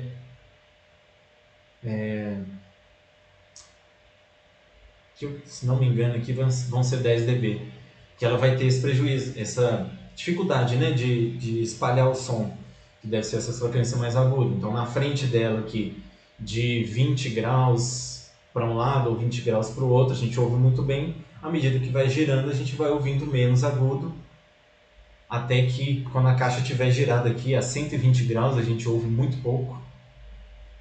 E esse pedaço todo de trás aqui, a gente praticamente não ouve. E vai girando para o outro lado, a gente começa a ouvir um pouquinho de novo. E quando chega na frente, a gente tem de novo o máximo de energia que ela vai conseguir mandar. Esse aqui, inclusive, pode ser, os 3 gráficos podem ser da mesma caixa.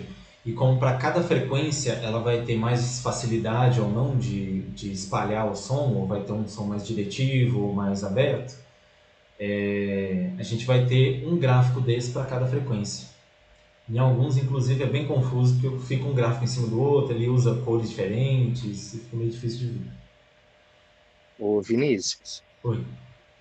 essa escala aí que você mostrou, o eixo lá, o X, ele é em decibéis?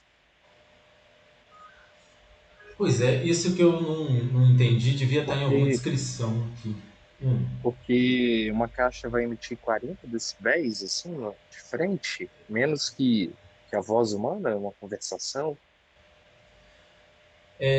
Eu não sei se é uma relação direta que eles estão usando aqui, ou se é 40 um valor de referência, e aí quando a gente passar para essa linha aqui, porque desceu 10 dB, eu não sei se é 40, porque eles fizeram um teste em 40 decibéis, que pode ter feito o teste com uma amplitude menor, né? Não necessariamente a caixa já estava no máximo da potência dela, mas o que a gente olha mesmo é mais a proporção, a relação entre esses números. Se esse 40 é o máximo, eu vou ter uma queda de 10 dB nessa frequência quando eu girar a caixa aqui 60 graus, que vai estar nesse ponto aqui. Se eu girar mais ou menos 50 graus, ele vai descer aqui 5 dB nessa relação, né? E como dB pode ser só uma relação entre grandezas, não necessariamente é um valor absoluto, não necessariamente isso aqui são os 40 dB SPL, pode ser outra Ah, medida. sim, perfeito. É porque quando você falou de RMS, né, eu lembrei que quando você vai comprar mesmo, caixa, escolher, sempre vem essa referência, nunca vem em escala em decibéis, né, do quanto que ela consegue emitir. Isso também é uma especificação do equipamento, assim, quando você compra, o máximo que ele alcança?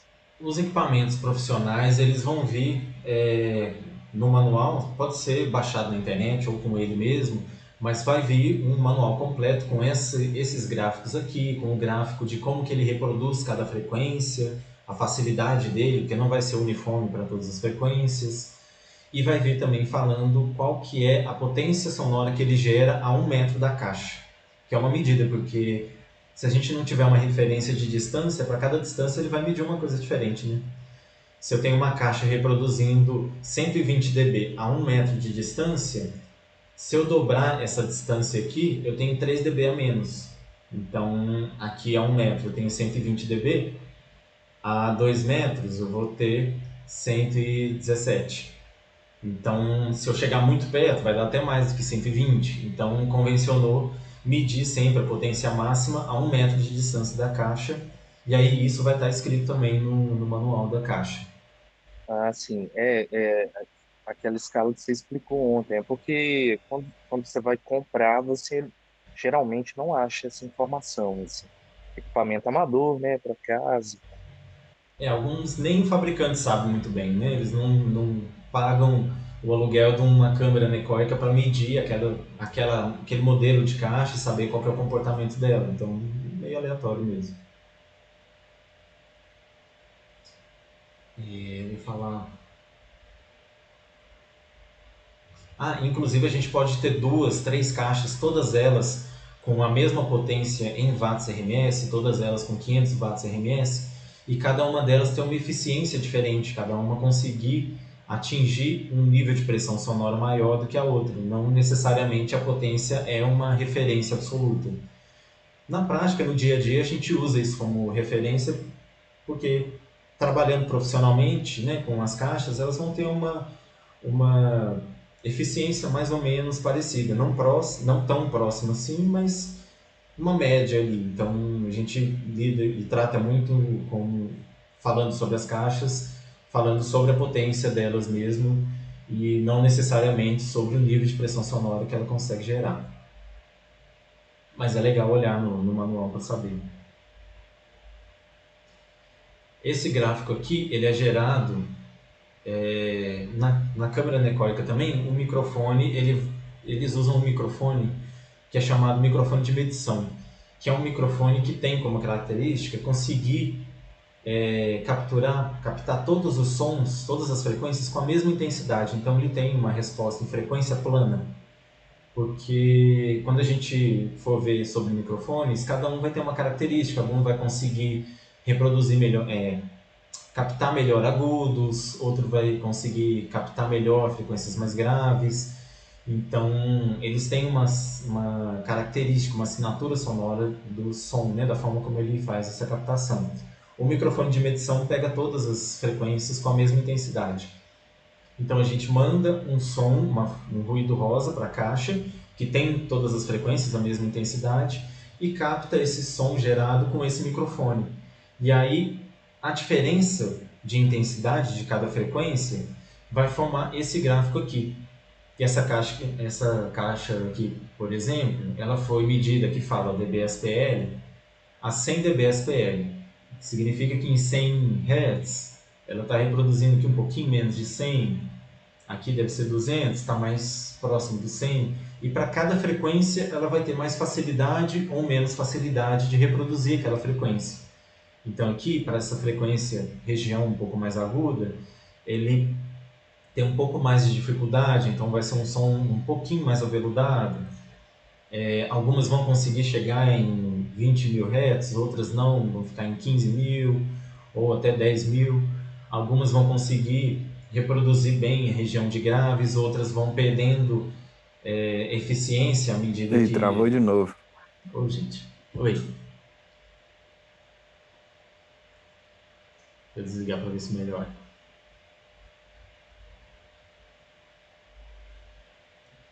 Estão me ouvindo? Bem ruinzinho ainda.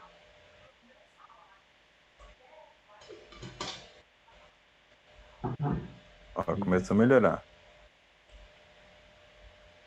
Agora que o Zoom falou que a conexão está instável. Ainda tá um pouquinho instável. O chiado fica assim.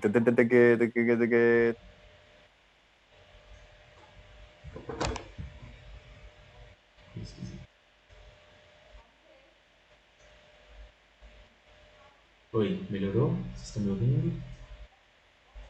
Aí o áudio melhorou. Agora sim. Tá ótimo. Então, ele... Deixa eu tentar voltar para a apresentação.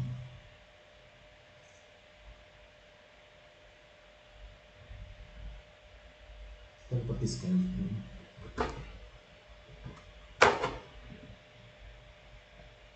Só um segundo, deixa eu só trocar um cabo aqui que eu acho melhor para mim.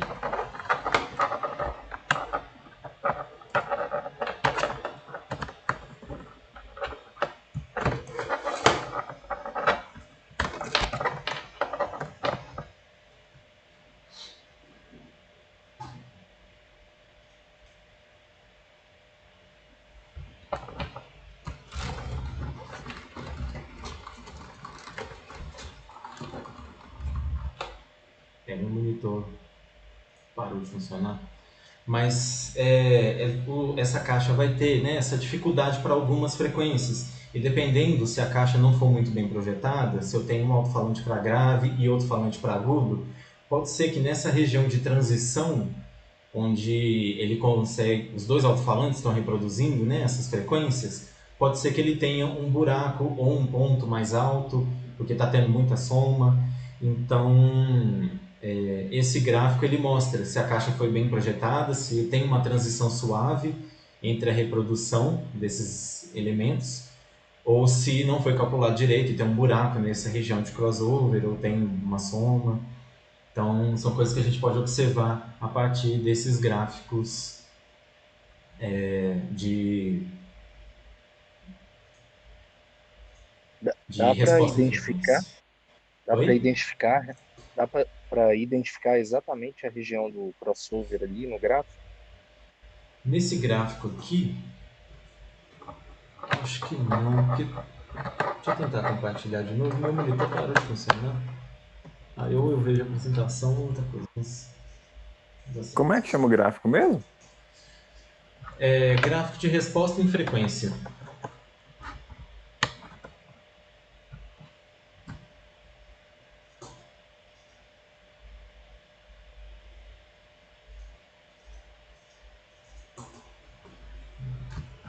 Um segundo que deu um problema aqui no computador.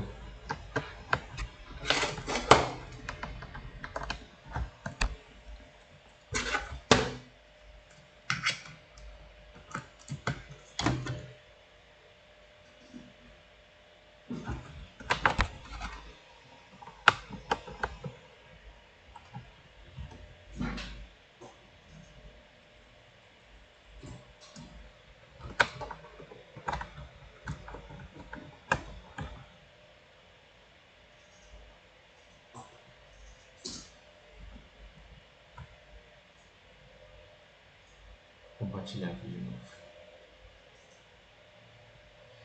Nesse gráfico aqui, como eu não sei qual caixa que é, não sei as características dela,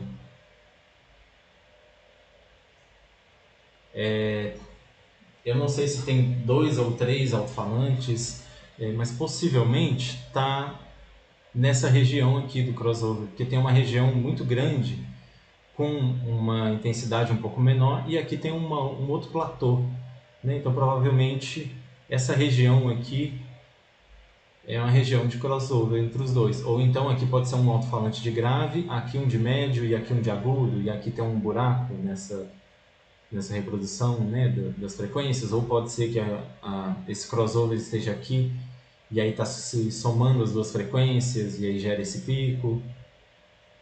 Sem saber qual que é a caixa de som, não dá para especificar exatamente. Ô, Vinícius, Oi. então, teoricamente, o monitor, que é aquele monitor para edição de áudio, teoricamente, a resposta de frequência dele, disso aí teria que ser tipo um platô só? Teria que ser o mais plano possível. Retinho, perfeito, nenhuma caixa vai ser. Sempre vai ter alguma Sim. oscilação. Mas essa região aqui, por exemplo, é uma região considerada bem plana. Aqui, né, tem uma deficiênciazinha que talvez dê para corrigir com algum equalizador, algum equipamento antes de mandar o som para essa caixa para tentar aumentar um pouquinho, né, essas frequências aqui. Mas essa região aqui é bem plana e um monitor de estúdio seria bem plano aqui ao longo da reprodução toda das frequências. Essa região mais Ok. no final, mais grave aqui, ela é mais difícil de conseguir chegar. Só alto-falantes grandes de 15 polegadas ou subwoofer que vão conseguir chegar nessas frequências mais graves. Geralmente uma caixa normal desses monitores, que costuma ter 8 polegadas, vai estar mais perto aqui de 50 Hz. Aí ele já vai começar a ter uma atenuação grande nas frequências. Ver se consigo mostrar alguma coisa. Aqui. E não adianta também que elas tocam abaixo de 50 Hz, certo? Oi? Porque se a frequência que a gente começa a escutar é acima de 50, tem, faz sentido algumas caixas emitirem abaixo dessa frequência? Assim? Dependendo, a gente ouve a partir de 20 Hz, né? Na teoria. Cada pessoa vai ter um limite, Ah, é verdade, é mas 20. Eu que confundi, tá bom. não, mas mesmo que a gente não ouça a frequência de 20 Hz, ela gera uma vibração que a gente sente fisicamente também, né? Então, para um show é interessante que consiga reproduzir todas as frequências até o limite, não para que as pessoas ouçam todas as frequências até a mais grave, mas que isso gere um outro tipo de impacto também, né? Então, acaba sendo interessante por outros aspectos. Eu tenho aqui uns pedacinhos de fio, de caixa. Todos eles são muito parecidos com o fio que a gente costuma ver, né, para energia. A especificidade deles é que eles vão ter essa cara, né, que geralmente ajuda a identificar visualmente, que são cabos de caixa. E eles têm sempre uma marcação, ou nesse caso aqui, no próprio fio. Você está dando para ver? Um fio é prateado, o outro é dourado, que é para a gente conseguir identificar, a gente liga uma ponta no alto-falante e a outra ponta, na hora de ligar no amplificador, a gente saber qual que é qual, para não ligar ao contrário. E Tem esse aqui é um pouco mais convenção de grosso. qual que é o positivo, assim? Alguns sim. Nesse caso aqui, que é um cabo um pouquinho mais fino, ele tem, o cabo é todo vermelho e tem uma faixinha preta na lateral dele. Geralmente, quando tem essa cor preta, é um padrão da eletrônica, da elétrica, que é sempre o negativo. E qualquer outra coisa, se o cabo for vermelho, se o cabo Travou. for azul. Oi, vocês estão me vendo? Oscilou de novo, Vinícius. Oi, agora firmou? Oi. Travou. Olá, estão me ouvindo? Não, ainda tá bem ruim ainda. Vou tentar ir falando bem devagar. Aí vai voltando, tá voltando. Esse cabo ele vai ter. Agora caiu. Acho que eu voltei. Estão me ouvindo? Sim. Tô te ouvindo ainda. Em alguns casos, né, como esse aqui, ele é vermelho e preto, por padrão para elétrica, para eletrônica, meio que convencionou que o preto vai ser sempre a referência e o vermelho vai ser sempre a fase. Elétrica residencial também. Então nesse aqui tem esse outro cabo aqui. Os dois são parecidos. Esse outro aqui não tem, né? Então a gente escolhe qual vai ser considerado o positivo, qual vai ser o negativo na hora de ligar e lembrar na hora de ligar do outro lado.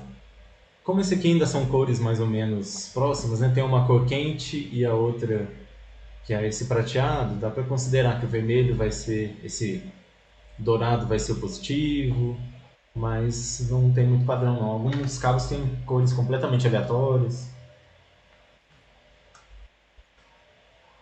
E aqui, que é um cabo PP. Nesse cabo aqui, ele é de energia mesmo. Ele tem os 3 fios, né, separados com a proteção de cada um e tem uma proteção em volta de todos. Esse aqui é para energia mesmo, ele tem fase, neutro e terra. Um cabo para caixa teria 2 ou 4, não seriam 3. E aí ele vai ligado, né? Ele tem um tamanho proporcional Travou para de caber. novo.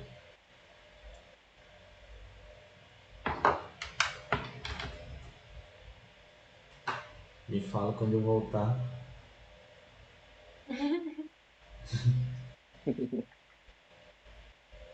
Vocês estão me Sua vendo? imagem tá travada.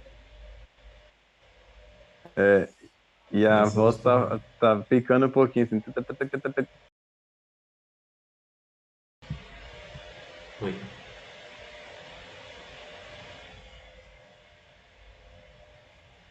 Olá, estão me ouvindo? Aí tá voltando. Hoje está difícil, né? Não, agora é esse finalzinho aí que deu uma empolgada na travada. E tem um outro aqui que também é de energia, mas que por ser um cabo PP poderia ser usado também para caixa. Ele já tem 2 cores e ele é mais fininho. E as 2 vias aqui.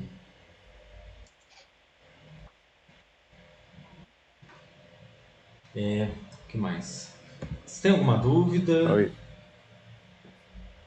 Não, Pra em mim princípio, travou. deu uma travada sim. Agora de novo? É, o vídeo e o áudio.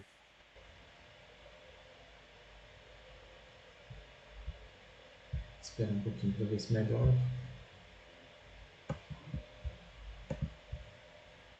O áudio tá saindo perfeitamente. A imagem está travada ainda? Não, Tá. Deixa eu ver se tem tá alguma coisa. pixelado, mas tá ok. A imagem pra mim tá pixelada e parecendo um GIF. Tentando adiantar um exemplo aqui.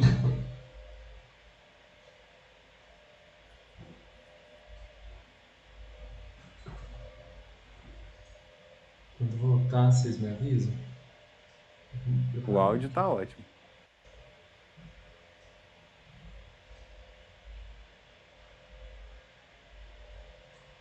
E o vídeo? Tá beleza, tá em cima de uma caixa desmontada. Isso. E agora tá no chão. Nossa!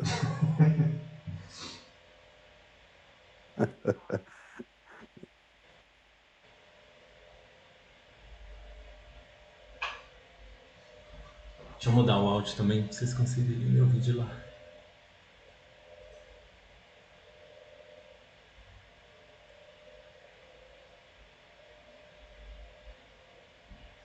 Ah, não vai dar. Deixa eu mostrar. Essa aqui faz esse papel, né, da corneta aqui. E aqui tem o driver. Aqui ele tem o circuitinho, né, o amplificador. da caixa, o alto-falante de grave e um transformador. Vai ter aqui também, ó, um controle de ganho. Vocês estão vendo? Um controle de ganho aqui, né, de entrada. Aqui a entrada de energia. E a frente da caixa. Vou montar o driver aqui para mostrar.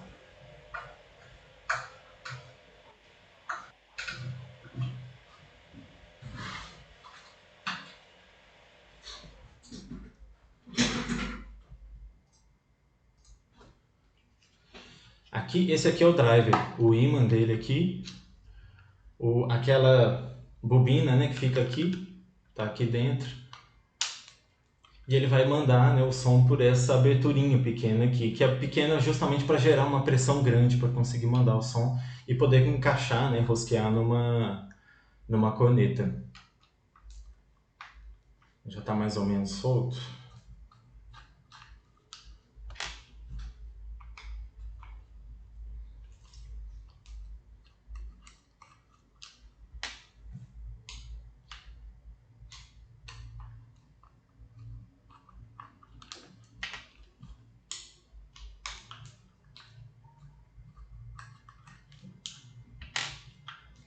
Fica preso aqui com parafusos. Quando tira essa frente aqui, a gente tem o mesmo elemento, né, que é esse reparo, né, essa peça que fica a membrana e o enrolamento de fio aqui, e os terminais ficam na lateral. E aqui o ímã com essa abertura no meio dele aqui, onde vai encaixado o reparo, que a gente chama de reparo porque é a peça que a gente troca mesmo na hora de dar manutenção. E aí essa bobina que está aqui fica dentro desse rasgo que ele vai ter aqui. E aí o resto todo, essa peça toda aqui vai aqui para travar tudo no lugar. E o conector dele aqui para ligar os fios do outro lado. Nesse aqui ele ainda tem um pininho aqui no meio. Você está dando para ver? Me lembrou uma sirene. É. Algumas sirenes são feitas com componentes parecidos, né? E ela vai ter aqui uma peça aqui dentro para criar uma espécie de corneta, porque na parte de trás aqui, onde vai estar preso a membrana, ele vai conseguir concentrar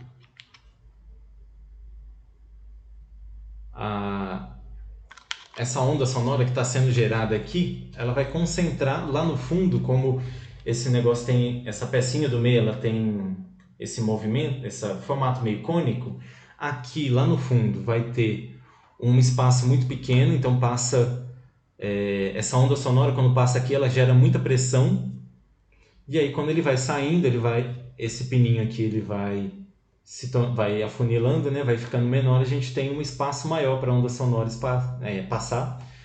Então isso funciona mais ou menos como uma corneta, só que ao invés de ter um único ponto que vai abrindo, ele tem uma espécie de anel, né, que vai abrindo aqui dentro. Não, mas esse cone aí, no caso, como que chama essa figura, gente? Mas isso é furado? O som que entra aí, ele sai em algum lugar? Ele reflete, volta, sai de novo. É furado. Desse lado aqui, agora acho que dá para ver.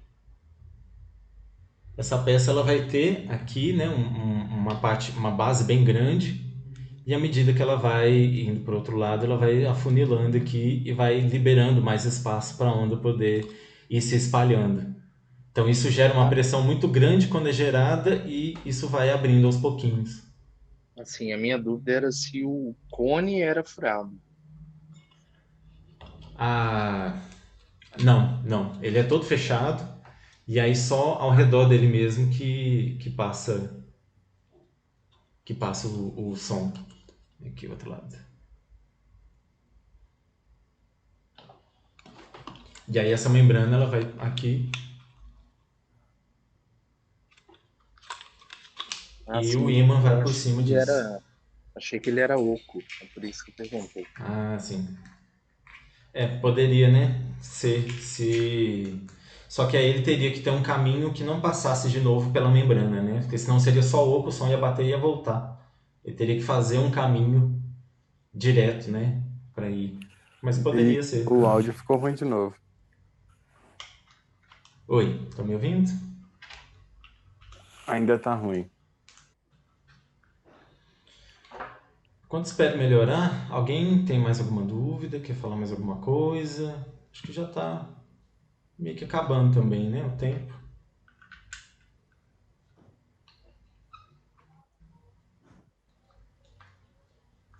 Tô pensando aqui. Eu tava com uma dúvida, se esse mesmo teste das caixas que você mostrou, daquele gráfico de resposta de frequência, se o teste para microfone é feito da mesma forma. Mais ou menos da mesma forma. No caso, a lógica inversa, né? Um alto-falante jogando a negócio e ela respondendo. Vai ser na mesma câmera anecoica, vai ter um alto-falante, uma caixa acústica configurada, ajustada para conseguir mandar todas as frequências com a mesma intensidade, né? Gerar uma onda sonora no ar com todas as frequências com a mesma intensidade. E aí, quando capta esse sinal com o microfone, eles medem e veem como que esse microfone está captando cada frequência. Se ele vai ter mais facilidade para captar agudo, médio, grave. E aí também geram um gráfico parecido com aquele, só que para o microfone. Amanhã eu vou falar sobre os microfones, eu vou mostrar um gráfico deles também. Ah, legal. E outra coisa que eu queria saber é se vai dar para a gente compreender como que a gente mensura isso, assim, se a gente monta um som ao vivo ali e a gente consegue identificar que aspecto que está avacalhando sem ser pelo ouvido. Se tem alguma outra forma da gente Tem. medir. Deixa eu pegar aqui.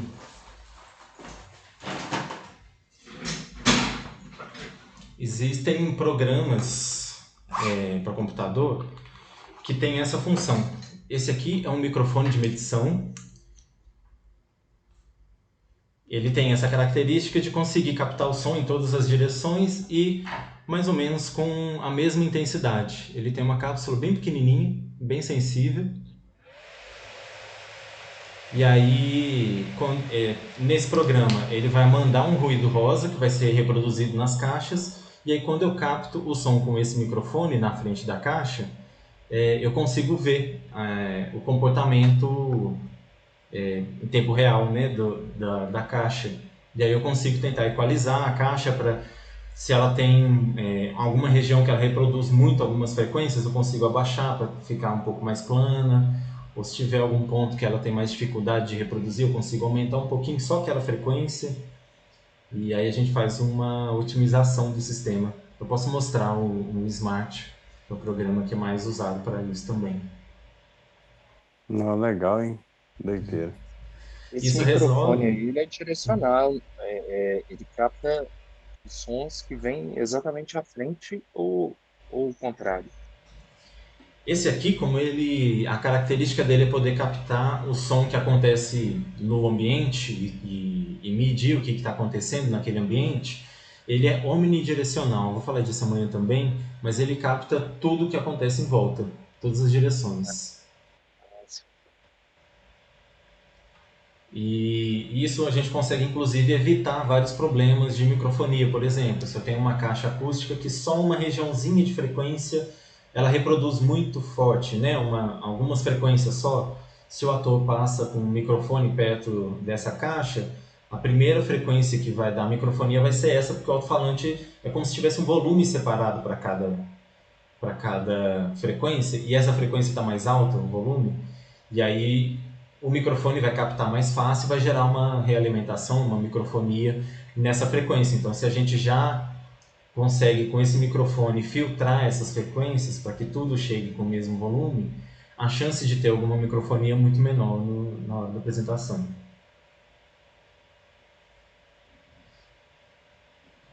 Olha que legal. Eu tô pensando aqui porque eu tenho um violão de nylon e, tem em duas notas, agora eu já não tô lembrando quais são, eu acho que é no si e no ré. Ele vai alimentando as frequências dentro dele lá. Então, às vezes, eu tenho que usar um phaser, acho que é fader, que é meio que uma opção lá do equalizador, que aí ele troca, corta a frequência e aí beleza. Se eu tô tocando a música ali naquela região, ele vai cortar a frequência, mais ou menos isso aí que você falou, né? Mas se tivesse um equalizador no violão, eu conseguiria já eu resolver isso antes de chegar na caixa, né? Geralmente esses equalizadores que tem no violão, eles são muito simples, né? Eles têm poucas bandas, a gente não consegue separar muito bem só a frequência. Quando você diminui uma frequência, você diminui todas as frequências que estão em volta também. Então você não Aham. consegue tirar só aquela frequenciazinha que você precisa. E isso pode ou não comprometer o som do violão, né? Ficar com um som talvez não tão legal. Mas depende Aham. também, às vezes pode ficar bom, né? Depende da característica do instrumento e do que você está querendo do som desse Da instrumento também. proposta ali, né? Aham. Mas se tiver um equalizador na mesa de som ou algum outro equipamento que você tem mais bandas, né? Mais frequências, você consegue tirar essa frequência que precisa e poucas frequências em volta. Nó, saquei.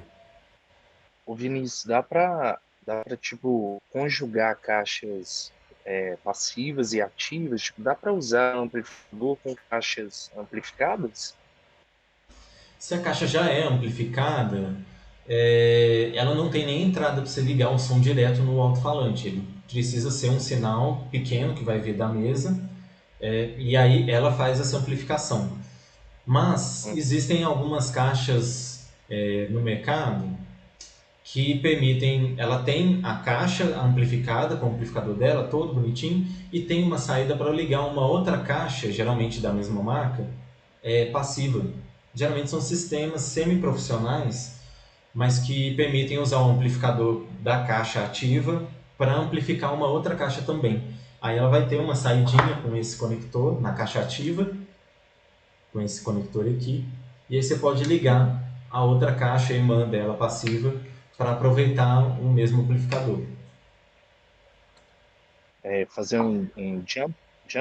Como é que chama? É, Jump? sim. Ou pode ser um cabo grande. A gente costuma chamar de jumper os cabos curtinhos quando as caixas estão muito próximas, né?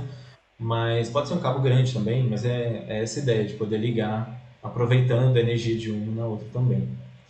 Ou Ah, então, sim. se for um sistema complexo com um monte de equipamentos diferentes, eu posso ter caixas que eu ligo um cabo direto da mesa de som nela e outras caixas que eu ligo no amplificador e do amplificador na caixa também. Não tem problema. Ah, sim. Legal. E é isso. Se alguém quiser falar mais alguma coisa, perguntar alguma coisa. Lembrando que amanhã a aula vai ser às 8, porque às 7 horas a gente vai ter a abertura da primeira mostra Panorama Virtual de Cenas Imersivas, que é um projeto que eu estou trabalhando junto com a Cintia, e que são cenas em 360 graus, 180 graus, que usa o áudio binaural e uma técnica de áudio para vídeo 360 graus que chama ambissônico, que é uma espécie de gravação que usa 4 canais de áudio e que o próprio celular ou o dispositivo que você estiver assistindo o vídeo em 360, ele consegue fazer uma codificação e posicionar o som de acordo com a imagem. Então, se eu estou falando aqui de frente para vocês e vocês estão com o celular, se vocês girarem o celular e a minha imagem ficar à direita de vocês, o som também vai para a direita e isso acontece de forma dinâmica. E aí, alguns vídeos usam essa técnica também.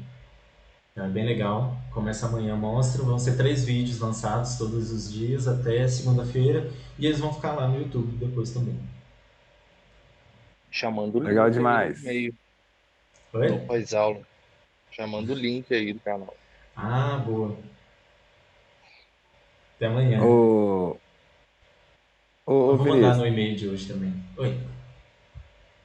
Aí, inclusive, foi até bom você tocar nesse assunto aí. Será que vai dar tempo de você dar uma ideia de como que a gente consegue, é, por exemplo, eu sou compositor, aí eu, às vezes eu posso pensar uma composição para um sistema tipo home theater.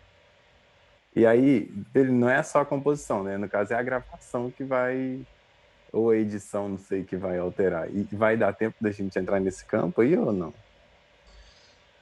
De mixagem em mais canais, eu acho que não vai dar tempo, porque o curso é muito curto. Mas eu posso Saquei. tentar falar um pouquinho, porque na hora de fazer a gravação você já vai gravar em vários canais separados, né? Então Sim.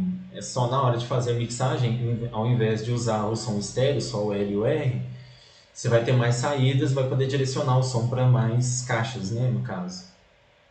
E a gente Ah, pode saquei. tentar falar. O que eu tava. A dúvida, na verdade, dentro dessa mixagem aí, é sobre o equipamento que a gente tem que usar na hora da edição, entendeu? Você vai Você entendeu precisar. qual que é a pergunta? Acho que sim. Você vai Ah, precisar então. de alguma interface de áudio que tenha muitas saídas e de caixa suficiente para você conseguir ouvir. Existem alguns plugins, alguns efeitos que você coloca no programa de edição que ele simula esse ambiente do 5.1, por exemplo. Mas não é a Sei. mesma coisa de ouvir mesmo, né? Com as caixas e tal. Aham.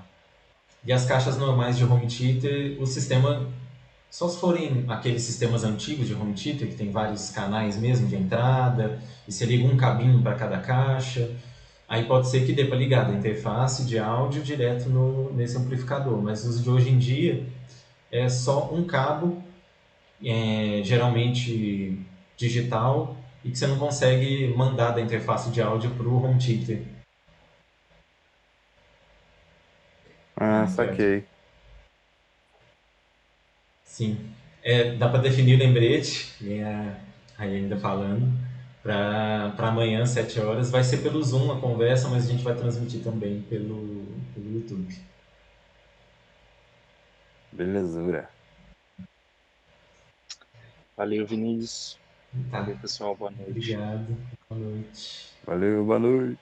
Até amanhã, 8 Boa noite, horas. gente. Até Até amanhã. até amanhã. Alô, pessoal, boa noite. Boa noite. Valeu, valeu.